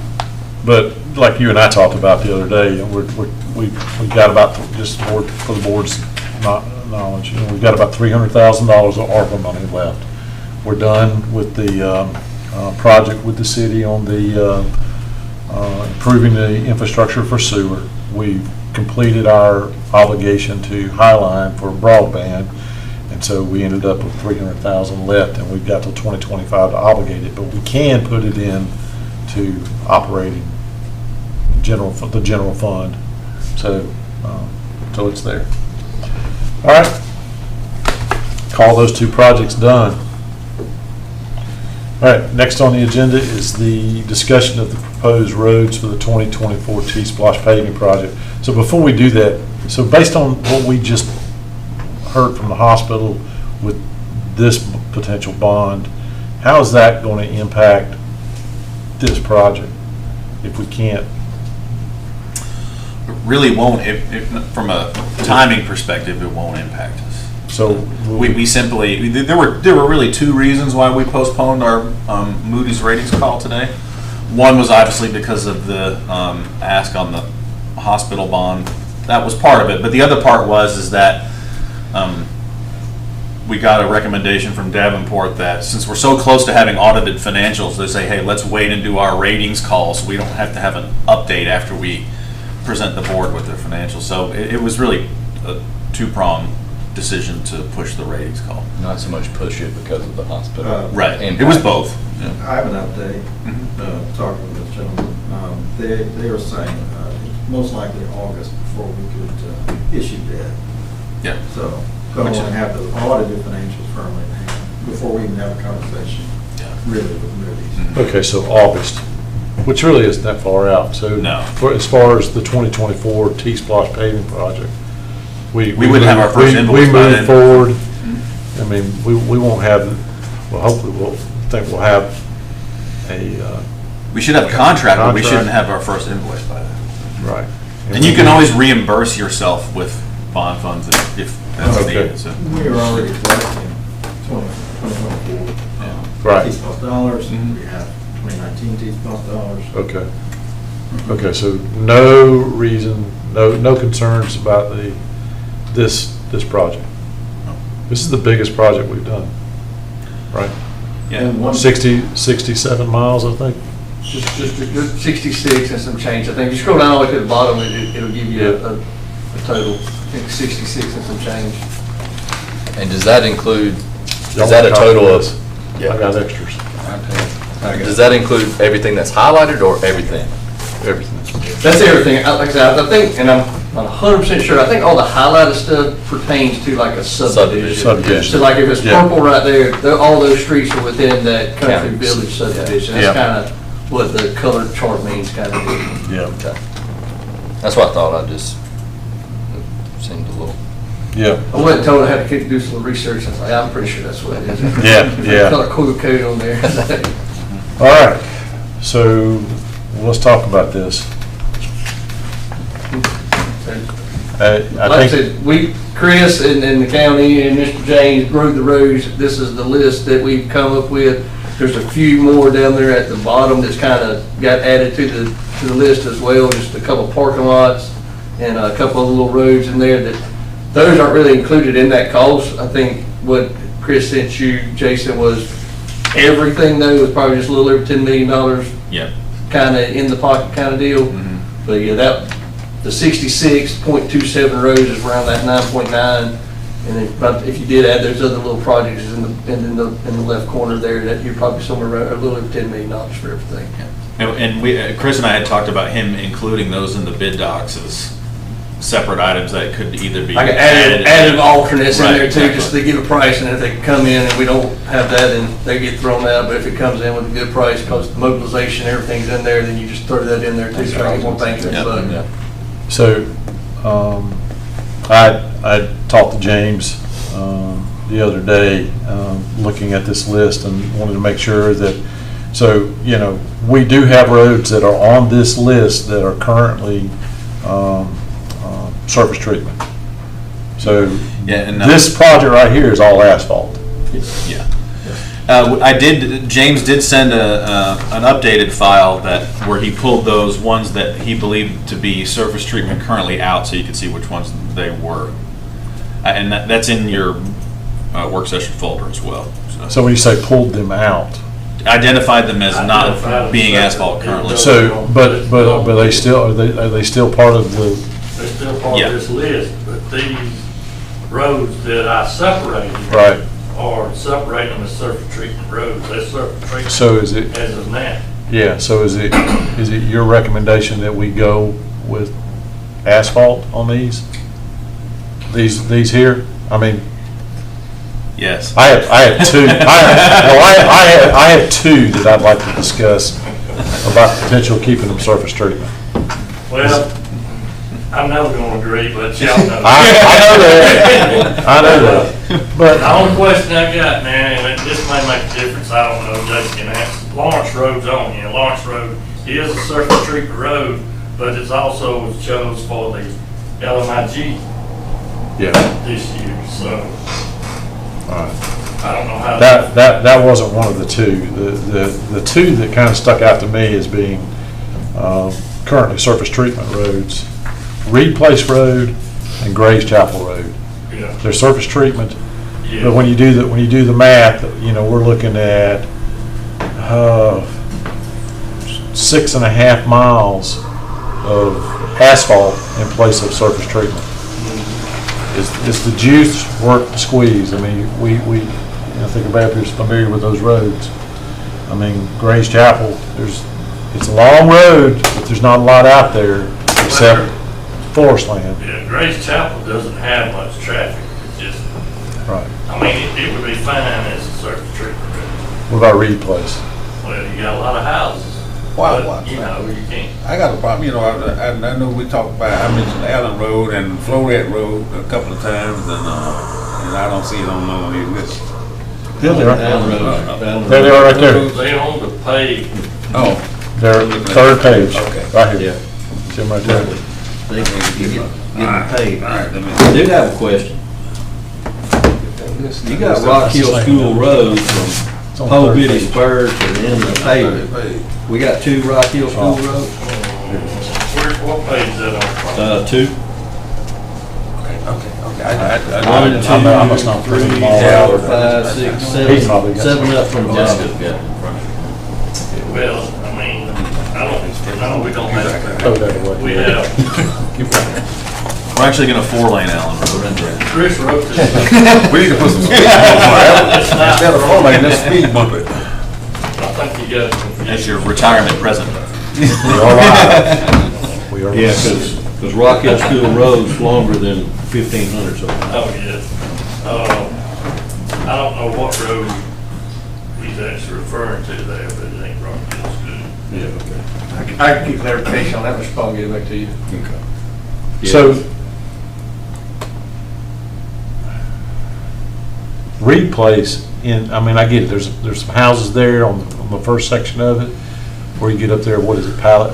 Is it- It's not business, but Yeah. where it used to be. It's also very narrow. Well, it's probably 18 foot, which is Minimum, minimum. yeah. So this would not include widening it, No. like we did on Pickard. So it's just going in there, And resurfacing what's there. To so, widen the road, it costs you about as much to widen the roads as it does resurfacing. well, it would only be probably in that first quarter mile, maybe, I don't know. If you're happy with it, Gray's Chapel, I mean, again, that's a lot of forest land out there. Yep, mostly forest land. So just like what we did with these other roads that are being done right now with that version of surface treatment, would that not be Yes, it would meet the criteria because. it's not, I mean, it does have some failures on it, but if you went in there and put that surface treatment on that, I mean, I don't know. I guess it's up to the board. Y'all want to spend 5 miles of asphalt to go out there and do Gray's Chapel? No. No. I mean, it's just gonna get eaten up. You know, and I was, yeah, I rode Grace Chapel last. Those big trucks and. it's, I mean, is it a spot for future development? Maybe, I don't know. Do we want to pull that out and do it as a, Surface treatment. is, you know, maybe what we do is have another, I mean, would we, it's 5 miles, I mean, is it worth putting that out for bid for surface treatment? Is there do you have a couple other surface treatment roads that you could add to it if we've got the funds to do it? Yeah, I'd have to ride and check them out, but. At 5 miles, we couldn't add it to the current contract. It would have to go back out competitively. Yeah, that's where I'm going with it. Just put another project together. Because the people that are in here now, first off, we haven't really looked at that product too much. I've already gotten a text message complaining about it. Because it wasn't level. Yeah. You don't feel that if it ain't level. first. Yep, so, Don't stop with surface treatment unless. right, unless you do what we did on Willis Road, and that's basically, you know, and almost, quite frankly, if we're gonna go to the expense that we did on Willis, where we go out there and rebuild the road, just go back in there and asphalt it and make James happy. I mean, but if it's a road, I mean, such as Gray's Chapel, once you're out there, it's forest land, it's logging trucks. Although I think everything's been cut, and probably 20 years before they get in there and start cutting more timber. I say that, but somebody will be out there tomorrow. Yeah. Well, you rode it, you seen the patch places. Yep. The big patch. Yep. That's from logging, and we had to go in there and dig it out and put asphalt in it because of the. Okay, so it sounds like it's kind of the desire to pull Gray's Chapel out of this. So 5 miles, I mean, that'll, you know, if we had any concerns about coming in over, our estimate coming in over the splost, which I don't think there's really any concerns about that. I know we want to get this project out. Yeah. So is it y'all's recommendation to pull Gray's Chapel and take the list as presented and put it out for bid for all asphalt? Grace Chapel? No, pull Grace Chapel off, Yeah. and then Yeah. take the rest of it Yeah. and put it out for bid. Yeah. Well, what about, I mean, because all of these are currently surface treatment, and it sounds like, are there any others on here that you think we should stay as surface treatment? Because I would say you would pull those out. Yeah, it's West Peachtree Street, which is West Peachtree Street from South Old Alabama to Picker Road, which is in Sunset Village, which is surface treatment. And it's narrow. I mean, if the road is 12 feet, you'd be lucky. Is that the road that when you come off Pickard, it goes down and almost does like a 90? Yeah. Which only had 4 or 5 houses on it. One night. Yeah, it's one I get a lot of comments on now. I do. Comment. I have. Well, I mean, that's the original road. It's just narrow. but we're gonna be in there anyway, though, right? Huh? We're gonna be in that neighborhood anyway. Yes, but there's no traffic on it. I mean, if you want asphalt, it's fine, but you ain't got 2 lanes there, I can tell you that. Yeah. You can put a sun line in it. So it's your recommendation. So it's your recommendation to pull West Peachtree off and make that part of a surface treatment. Now, he's got the whole West Peachtree Street on him. But the other side in Sunset Village is the part from Old Alabama to Sunnyside Road. Yeah. It's the same road, but once you cross Old Alabama, it's surface treatment. And the other part in Sunset Village is that asphalt. So is there another one you would recommend keeping surface treatment? Well, You would recommend all of them? Character Road, surface treatment now. Character Road comes off of Jeff Davis and cuts over to Willingham Springs. It's a little road to the right before Willingham Springs intersects with Jeff Davis. I mean, Okay. it's just a little cut through. It's not a All right. major. And so, and again, what we're talking about here is surface treatment like what we did at Willis Road. Yeah. Okay. And the other ones? Just, Well, you got Stewart Road, which is up y'all. It runs from what you just did on Jugtown to the county line, which is surface treatment. But they built a lot of houses out there. So you just did Jugtown last year. it's asphalt. It's asphalt Jugtown is, but this is Stewart Road, it's surface treatment. I'm okay with just pulling those 3 off. I mean, because of the traffic. Yeah.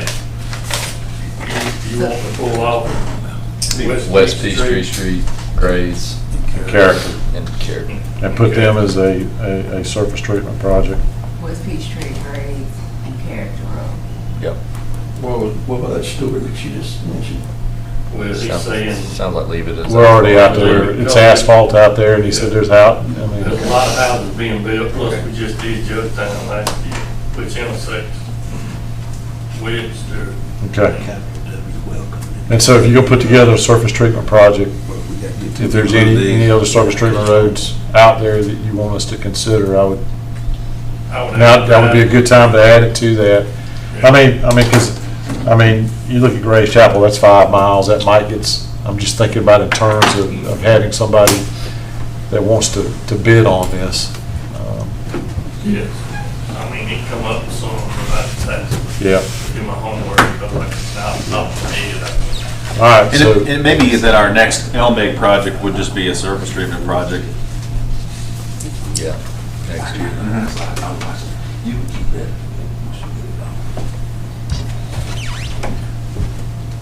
okay, so we're gonna throw this, not gonna throw this, so we're gonna put this out there, and you're basically looking at, about 61 miles of, asphalt. How close is the engineering on all this stuff? In other words, like from today, so it sounds like we've got this nailed down.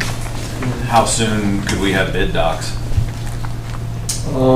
I would assume we should be able to pull together bid docs and have everything bid within the next 30, 45 days, not sooner. And in 30 days, so we're 75 days, so if any, the likelihood of anybody coming in here and starting any paving, Tell me what, 45, another, 2 months, give or take?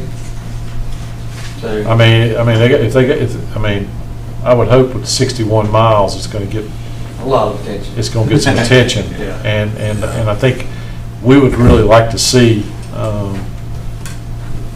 some asphalt go down before the end of the paving season. Oh, yeah. And I don't know about y'all, but I would like to see us getting in some of these neighborhoods that, the easy ones, you know, get in, Not get the in. short ones quick, remember, Get the long in there, ones. high impact, Where it short feels like amount you of gotta roads. touch a lot of roads versus one long road. Get in Sunnyside area, get in Yeah. Sherwood, and I'm not putting together the work list. I'm just saying, get in some of those high density, The subdivision. areas and go from there.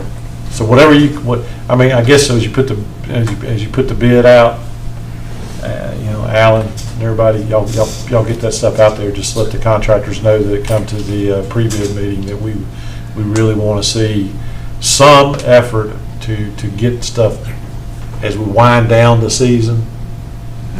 I mean, if they got their equipment mobilized here and so they get good weather in October or something like that, they can say, hey, we got time, let's go hit it.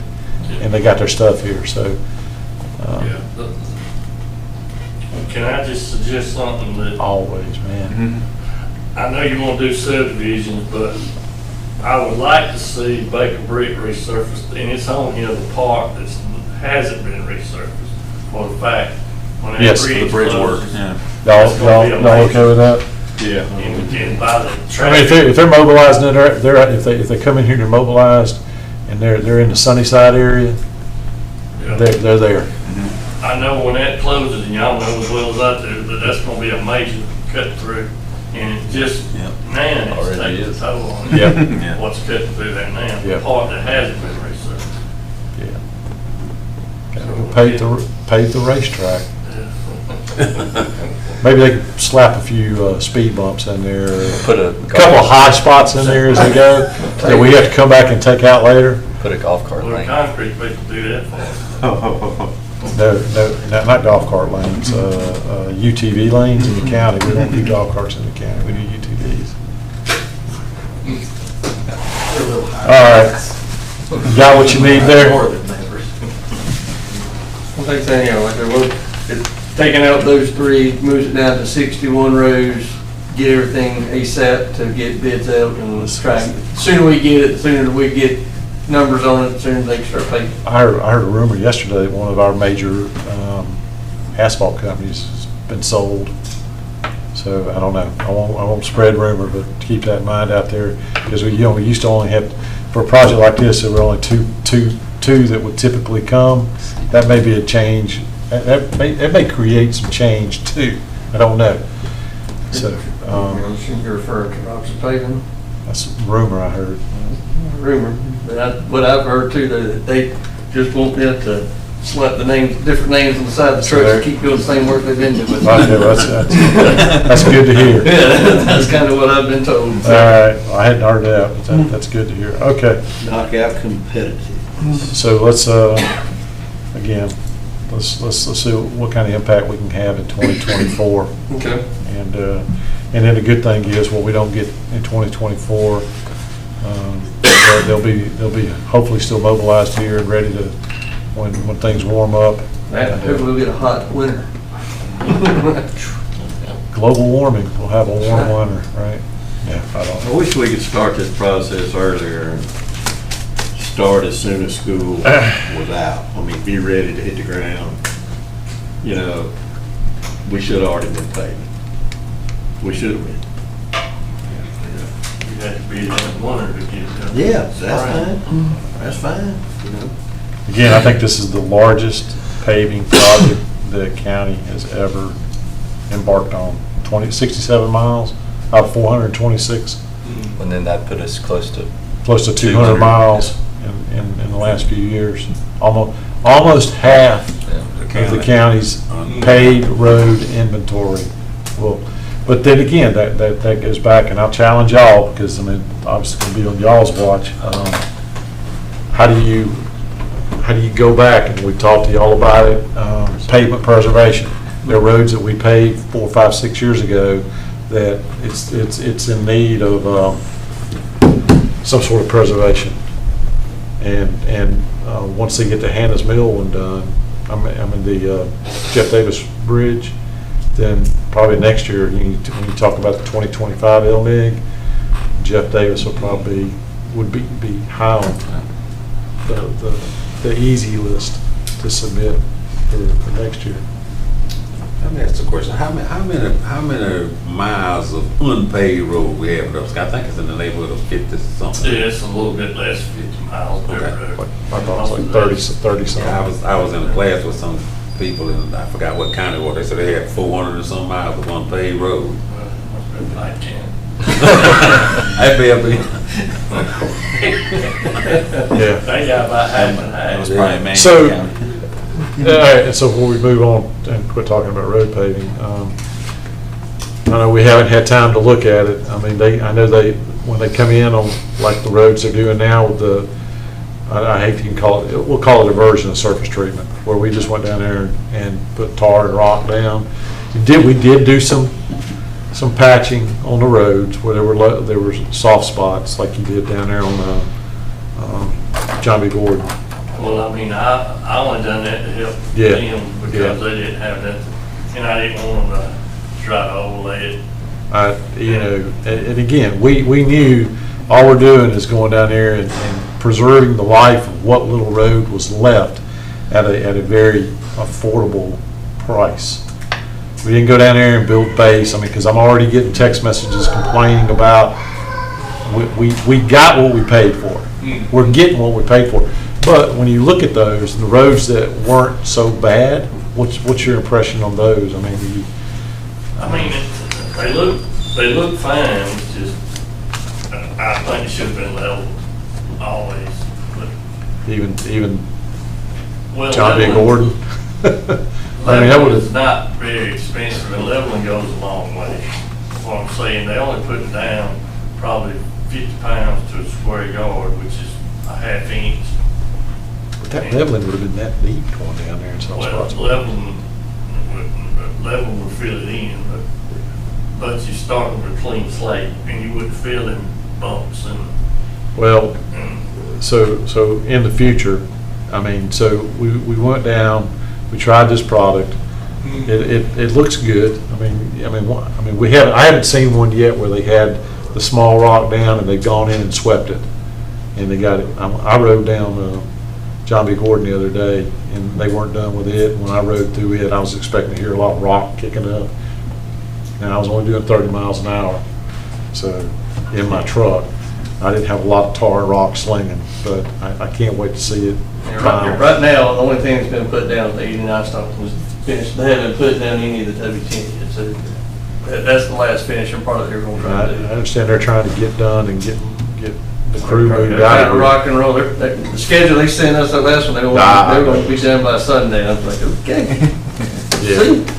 I mean, there's a chance of rain today and tomorrow, so I'm assuming that may affect some of that aspect of it all too, But at the end of the day, we saved what was left of the road, and if need be, if there's a desire to do it, now you've got a road that's still somewhat there.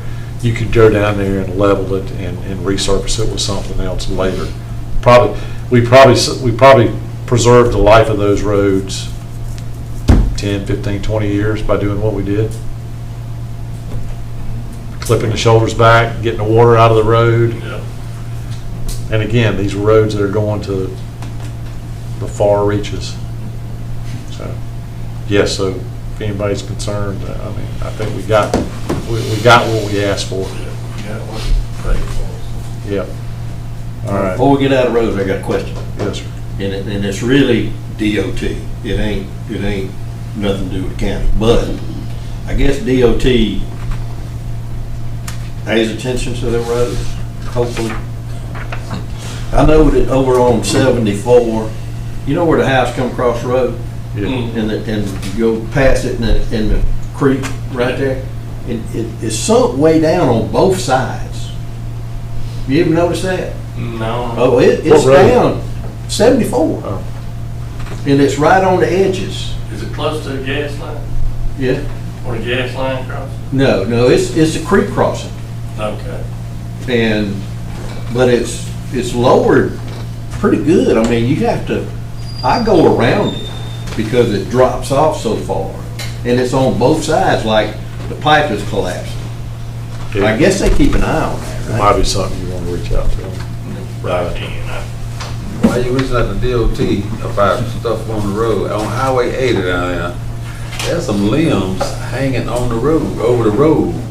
We are close to, like trucks can hit the limbs. That's on Highway 80,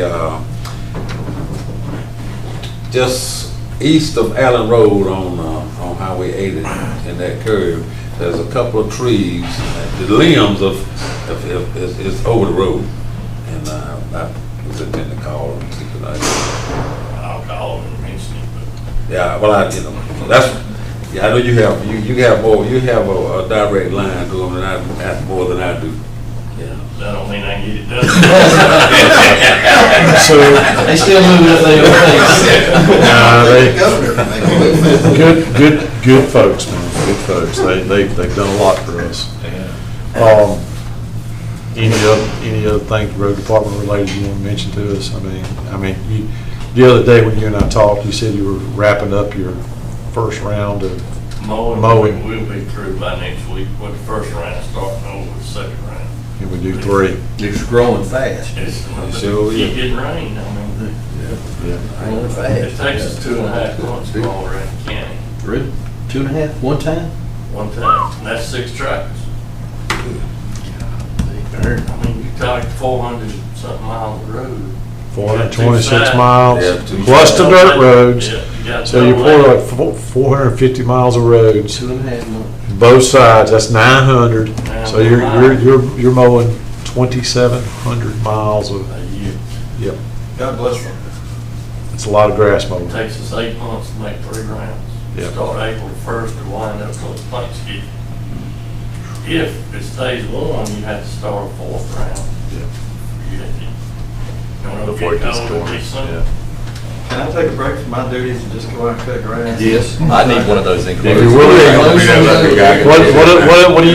what is the salary for somebody cutting grass? Oh, If you're willing to do that, then absolutely.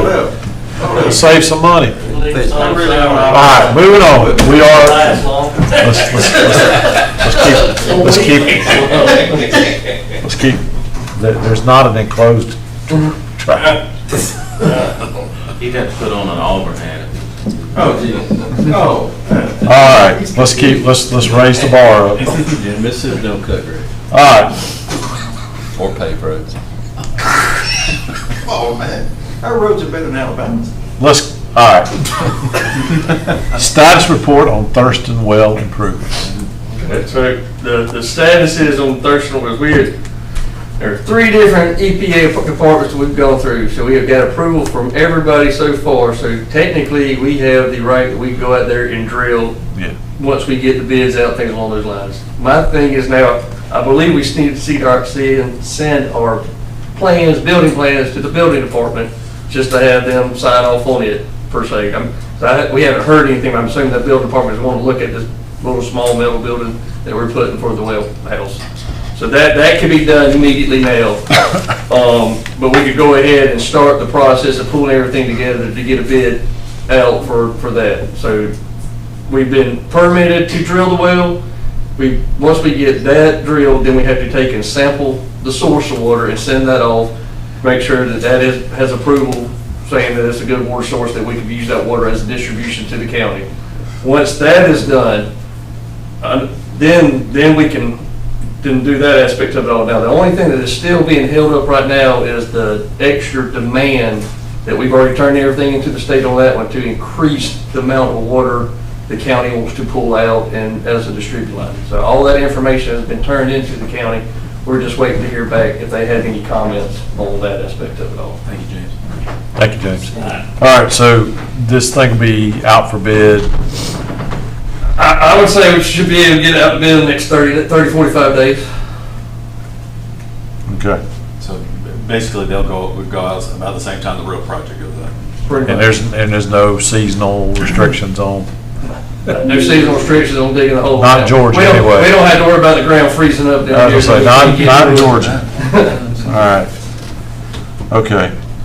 Like I said, no NOIs needed, so all the permitting processes, and since we're under an acre, obviously the county's not going, we'll do B&P plans just to make sure nobody's going to tear anything up kind of deal, but we're not going to actually get a building permit on any of those lines, or a land disturbance permit, that's on that aspect of it all, because we're under an acre worth of disturbed land. Like I said, the only thing was the courtesy of making sure the building department saw the building plans to make sure that the building is being built per county and state standards. We kind of can help you there. Okay. All right. So, once work starts on the well, timeline to complete? I try and get back on that from Chairman Norman. I wouldn't think it'd be too terribly bad. Like I said, the biggest thing, once we drill the well and we test the well, then there's a little lag in that one, getting all the information back before they say, yes, we know we're right beside an existing well, so I'm assuming that should be a slam dunk kind of little deal. We're pulling from the same aquifer. Yep. So it shouldn't be too much of a trouble in that aspect of it. Okay. EPD is not real fast. No. All right. Well, and our current wells, still getting the job done. Yep. Most of the time. Yeah, anything we can do to Take mitigate the strain off. our purchasing water, the better. Okay. Let's see, there was something else I was gonna ask about water. Yeah, anyway, any other questions about Thurston Well? No. Hey, I remember what it was. Y'all give me some bridge, give me some wiggle room here, put your fingers in yours. I sent an email about 2 or 3 weeks ago. The dumping of chlorinated water, is there any restrictions to that? I mean, we've got Just regular treated water, like. treating water being just dumped. They purged the line at the airport, and I mean, and they've been doing this for several years now. Well, it ain't purging, it's just running. Well, Purging's a little bit different than. Well, I'll call it purging because Steadily running. they're dumping chlorinated water on the ground, which ultimately ends up in our Creeks. It's created its own creek, I'm sure by now, and which gets to the lake. So, is there a problem with that? I would say no, just because me living in Columbus, as many leaks that we had, because I know of a job site that personally they just had water that was it was a storm line that just ran constantly. Don't matter if it rained or not, and we finally said, y'all have a leak in here somewhere that has probably been dumping millions of gallons of water in the creek over here, and they said, okay, we'll go fix it, but there was no emergency to go fix it or anything on those lines, because I mean, in my mind too, that's just like somebody washing their cars and the water goes into the drainage system. And the fire department going out there fire doing fire hydrants, doing flow tests and things along those lines. But different story, dude. This is running constantly. It's I was saying, the one I did. It's not a fire hose. Yeah, but the one I It's did on and down in off. Columbus, there was an abandoned site that they had water running just constantly. This I has actually got did a to little be research the on equivalent of millions of gallons. I actually did a little research on that, but didn't find anything where it's regulated or even where I could find research that it would be a concern. Erosion is the only concern. You're right about that. Erosion is going to be the biggest thing if it's just constantly running. Is the chlorine detrimental to fish, salamanders? Does it Frogs. change? I mean, that was my it's probably question. going to affect the pH balance of the water a little bit, but it's not enough. I've never heard of a case where somebody's getting fined or there's issues because chlorinate or just your regular drinking water is being discharged into the creeks or something along those lines. The biggest issue on that, like either it's a chemical, like an industrial plant that's got some kind of chemicals that the runoff's catching that's got to be treated, but, or like Jason was saying, the sediment being a huge issue by polluting and choking out the oxygen in the water. That's the aspect of it all. I don't know. And again, I mean, I don't know if there's somebody we call,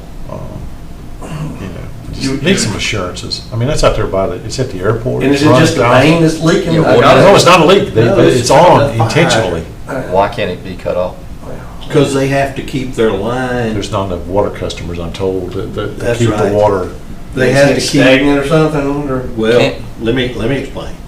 So they have to keep the water moving to keep the chlorine level up in that line But my problem with it is, that's not the end of the line. The end of the line goes over towards the dog pound. So what does that mean for the water past the airport all the way to the dog pound that's not being bled off? How dead is that? In terms of affecting their pressure because they're losing so much extra volume that's in that line that they expected to be in that line. That they have pressure issues. That ain't it. They can't keep chlorine level up. No, I'm saying the dog pound, if they're further upstream, that water line is meant to have not to be running 24/7. Are they losing pressure issues at the dog pound? No. Okay. We need more industrial customers out there That's using what water. we need. That's right. Yeah. Oh, we got somebody coming, maybe. Oh, no, they don't, get extra for the water. But yeah, I just wanted to make sure there were no environmental concerns, because, I mean, obviously, the environmental concerns are very high on some of our citizens right If it's now. on their line, you would just think they'd have a massive water bill because it's going through their meter to go to the airport. That's just the city, so they just waive that fee. Feels like you could recirculate it or something, instead of just Yeah. running out. Maybe we need to put a tank out there. And then use the tank for irrigation or something on those lines that need to irrigate. I don't know. It seemed like it'd be a better use. lot of waste It'd be in a the better water. use of water Running versus out. just. Yeah. You've never noticed? So, how do we resolve that? Can we ask the city for something with that? I mean, surely their staff, I mean, they're the ones doing it. I mean, can we just ask them to provide some, ESG that's provide something that shows that there's no impact on the environment because of this? Go back, because ESG is their utilities engineer, right? Yeah. So do you need Put it anything back from? on them, so kind of, this is a concern of ours, can you confirm that there's no issues? I'd like something in writing from somebody that says there's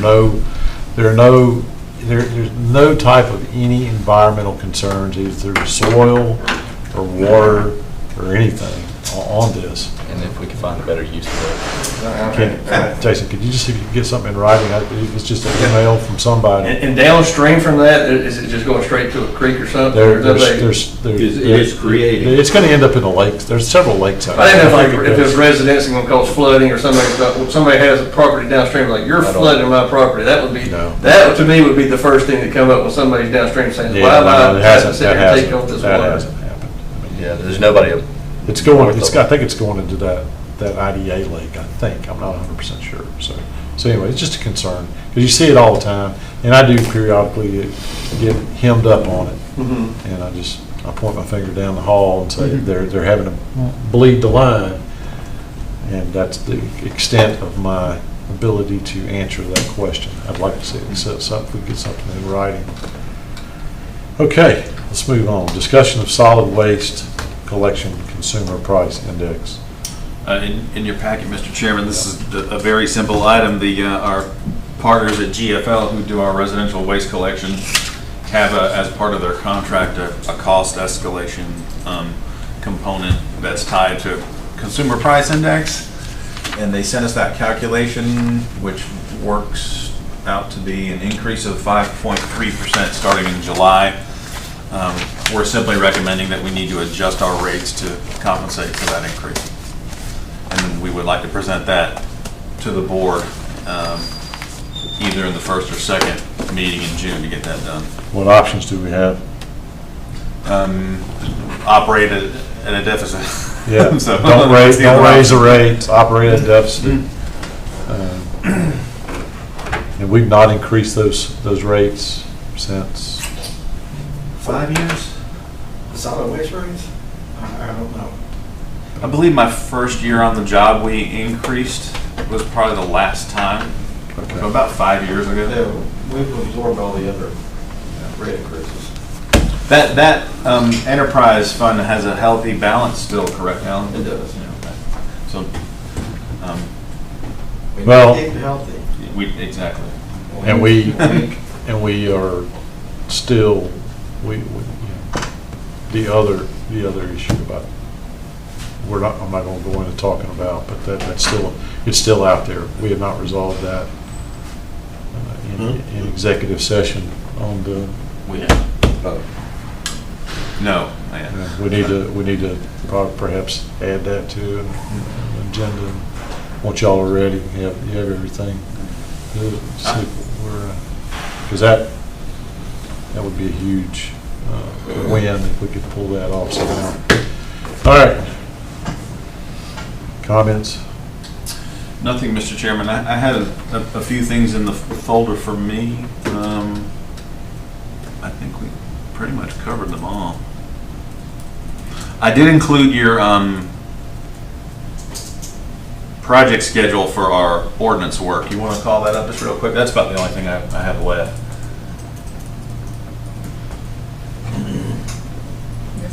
Yeah, and I circulated that to the board a few times via email, but I also have it in your folder. So as a result of all the work you did at your retreat in February, you'll see some of that work in draft form is going to start to make its way to the Planning Commission in June. So you'll start seeing them look at some of the draft stuff coming through. As a matter of fact, we're coordinating with our consultant to have that ready for the Planning Commission as a discussion item in June. So things are still moving along according to plan. So our goal is to have, when it's all said and done, review and adoption of everything we worked on in February by November. That's a good date. All right. I saw, go back to the folder, Jessica. This is great stuff. Thomaston proposal for new city PD. I see that. Yes, I threw that. I'm not gonna let you overlook that one because I learned about this by reading our local paper the other day. Yeah, I saw that in the paper too. It's the first time. I didn't realize the EMA was considered. Yes, yeah. Possibly. Oh, I'm sorry. Play nice. Oh, no, I'm just saying, I didn't realize. I thought maybe you all had discussed it with them. I'm like, oh, that's cool. Well, these are not even really conceptual plans or anything. This is just one of their staff members just actually did this drawing. It's very nice. But it's essentially their plan to renovate that old municipal building. Next to the fire department, Yes. yeah. Yeah. Well, I think it's. And I think that they're even wanting to, which I think is a very positive thing, to potentially relocate their municipal court over there, which would be fantastic. Yes. But Sorry. the funding for this is based on what I read, is coming through a grant application from FEMA for an EMA To move. function. Yeah, that's the only way they can And, get the grant. and I, If you look honestly. at the floor plan, they get like 1/100th of the space. Well, my other concerns too is, how do you, I mean, I've been at the EOC when bad things have happened, when tornadoes have come through, and the people that go through there, I mean, it can't be a very secure area. I mean, there's a lot of volunteer firefighters and other individuals that need free access to that EOC. Not only that, but they need access to training areas and those types of things. So my concern would be, last time you hear me mention this, because it's not been brought to us, is how do you accommodate that? I mean, the openness that's required for EMA and volunteer firefighters to do training, and then at the same time have a very secure law enforcement agency occupying those same spaces. Yeah, we obviously don't have a design to review yet. And then what's wrong with where we're at? Well, I say the one very positive thing is that if a concept like this did work years into the future, we've been having on and off discussions about needed space for equipment storage for our utility department. If this were, in the future, we were able to pull this off at some level, and the EMA equipment was in a facility over here, it would free up the space at the Gordon Street. Is it Gordon Street? Okay. Gordon Street? Yeah. I just wanted to take the opportunity to mention that because we read about it in the paper, so. All right, But I would say don't, this was just a low-level concept, but I thought I would share it with you. But like I said, we haven't really been, they don't have a design yet or anything, so. I don't know. but they've obligated money to do a design, so, Do we own that, the building they in that in there? Yes. And it's not 10 years old? you talking about the metal building out back with the training No, no, room no, is in no, the no, no. days? The building where utilities and EMA's at now. How old is that building? Well, that's pretty old. Yeah. Been there a long time. So, well, while we're talking about buildings, Jason and I had a conversation the other day, and we were talking about the old DOT building. One of the things we'd like to do is move forward on that. Reversionary. Reversion it, getting it back in DOT limits.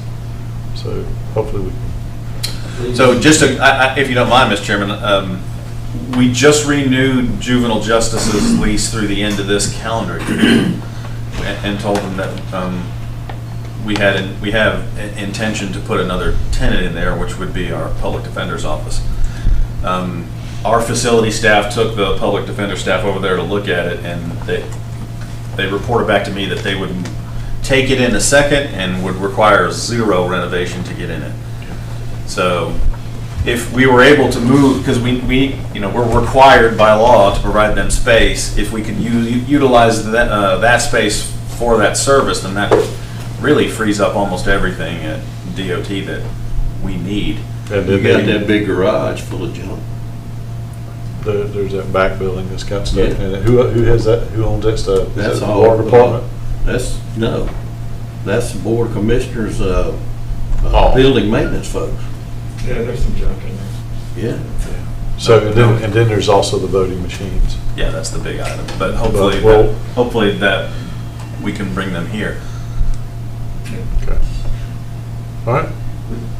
Anything else? Speak. Wow. Go on. Could I just have just a second, just to kind of wrap up this morning, while everybody's here about the debt guarantee here. So, I mean, as everybody understands and explains, I mean, this basically is a risk transference to the county, okay? It's a good business decision on their part. You guys have an awesome responsibility to make that final decision. The likelihood or probability of something happening where we had to step in to their shoes and pay that debt is probably low. But there's nobody here that can provide that guarantee for the next 20 years. The only guarantee with this is what the bank is asking for, which they're passing on, or wanting to pass on to us, to enable them to borrow over a 20-year period at a much lower rate. So, but my the thing I wanted to point out is that, and Doug didn't say this, but he couldn't say, nor I could say, and those guys are the experts. You can't say this won't have an impact on our future credit rating. Now, this upcoming deal with issuing this debt, the probability, or it might have some impact. Whether it's more likely than not, I can't tell you. But this will be a consideration every time you go. We have other projects, other things we'd like to do. We have things that are in process now. We haven't positively identified the funding source for. So, every time we go out there, and I don't see, and there's going to be different people that inhabit your spots in future years. I don't know what they plan to do. And this is the most amount of money we've ever borrowed on our own. The thing that I wanted to make sure that you didn't lose sight on, given what's coming up here in the near future, is millage rate. One of the big factors Moody's looks at is our fund balance. So when we add on that additional risk by guaranteeing someone else's debt, if that's what we do, or you all do, we all do, then they're going to look harder at other areas on our financial statements. So it's imperative that we focus on maintaining that strong fund balance. Now, we don't have to, but it could have a significant impact on the cost of funds, so much so that you may say, hey, we'll do some of these projects on a pay-go basis.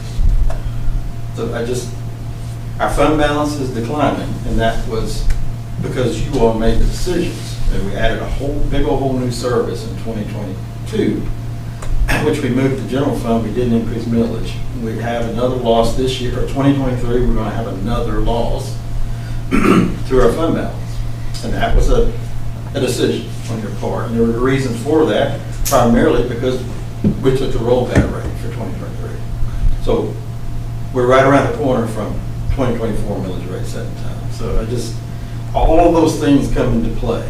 But there's more concentration on our financials and our fund balance when we add that additional $35 million guaranteed onto our, that's why I want to just kind of lay it out there for you. Gotcha. And not only the millage rate, we've got the budget season is on us. And, the 2025 budget, we should be getting having discussions about joint projects and all of that. So I know we're not ready to have any discussions on that now, but, we know that, we talk about millage for 2024, we've already seen, fortunately, it was just a slight increase on employee health care, but oh yeah, we've got all that stuff, and just to put it all out there, hopefully we're going to see in the 2025 budget, and this is me living in my dreamland, that there will be some efficiencies realized because of the new Justice Center. Right. Efficiencies realized. That was part of what was sold to us when they asked us to do it. And if we're going to cohabitate, consolidate, there should be some efficiencies realized in the 2025 budget. Not just we need more. It should be so. I think a critical component to that is just continually shrinking our footprint. We have these facilities that still are smaller and scattered, that we just need to keep consolidating into our larger ones and releasing them back to the private sector or to their original owner in the case of the DOT. And we'll see something from Snyder on that, just to refresh us pretty soon. And as a matter of fact, Snyder wants to present their 30% concept to you at one of your meetings in June. I think it might be a wise idea to potentially do it in a pre-meeting work session style, if that would be okay with the board, because there would be a lot of back and forth. Maybe do it at a 5 o'clock session before we go into the 6 o'clock session with it. And if you have a preference on which meeting day in June you'd rather have it on, just let me know, or just let Jessica know. So we're basically talking about just a mini work session prior to the meeting. Right. All right. June. If you could just. Yes, it did. Yeah, so it's not next Tuesday, so then it would probably be. Yeah, it could be next Tuesday if you wanted it. It's up to you. Okay. They're available both dates. I was just confirming with that. Anybody else have anything? Heath, you have anything you need to mention? Planning Commission's having their meeting Monday, but they're also having, y'all should have already got an invitation from Doug, the 30-year anniversary. 30-year anniversary. For old guys that have sat on the planning commission in the past. Yeah, old folks. Wise old folks that have sat there before. Some of us ain't wise, so. I got a comment. Yes, sir. All right, so we had talked about this, or I had talked about it.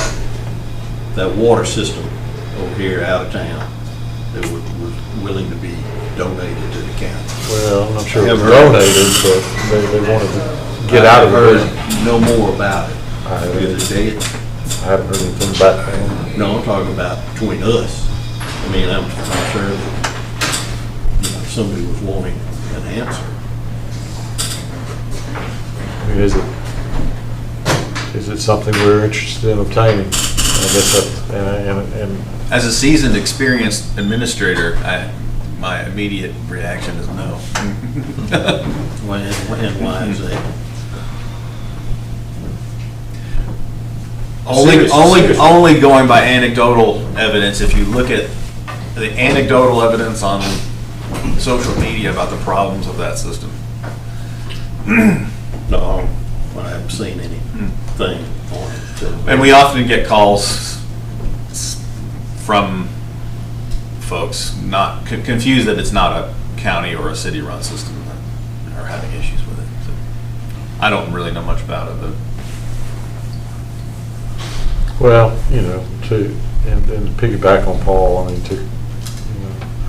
there's only so much dirt and there's only so much water. So, it may not be advantageous for us to take it on today, but somebody down the road, it might be advantageous for them to have at a later date. Yeah, I mean, 400 gallon a minute well, and it's already got its own water tower and everything else.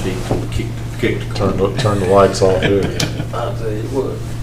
So, Hit that switch, it'll cut off. He said, it's time to go. Yeah, it's just, and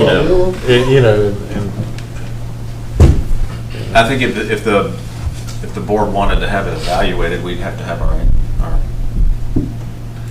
our engineering firm take again, I a think look there's at like it. 80-something customers out I there. have no idea how many customers it is. That's what I was told, 80-something customers. If it was free,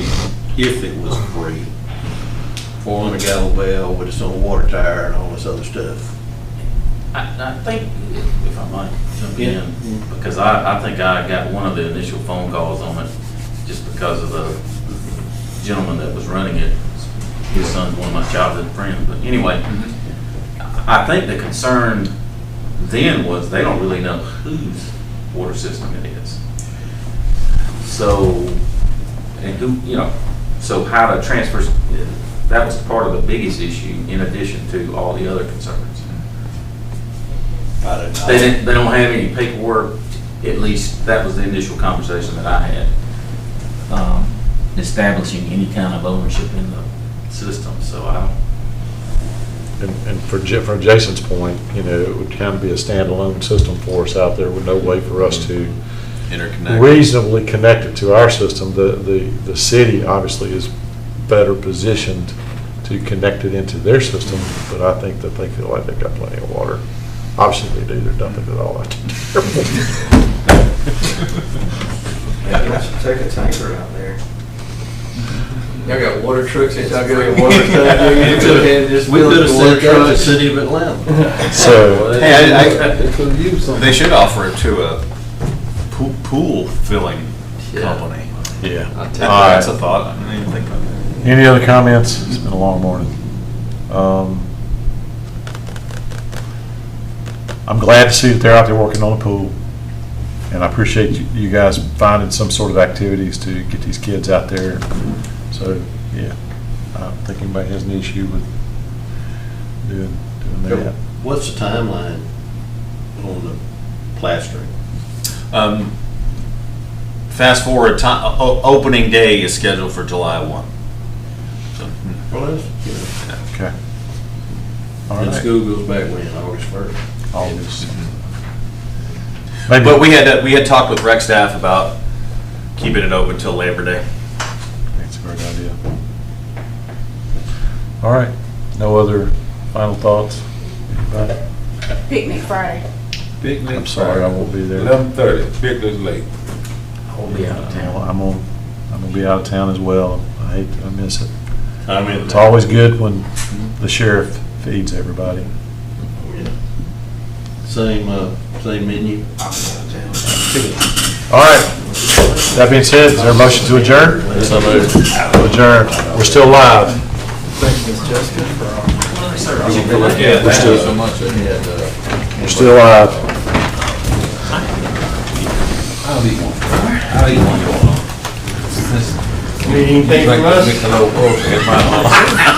Where's Chris?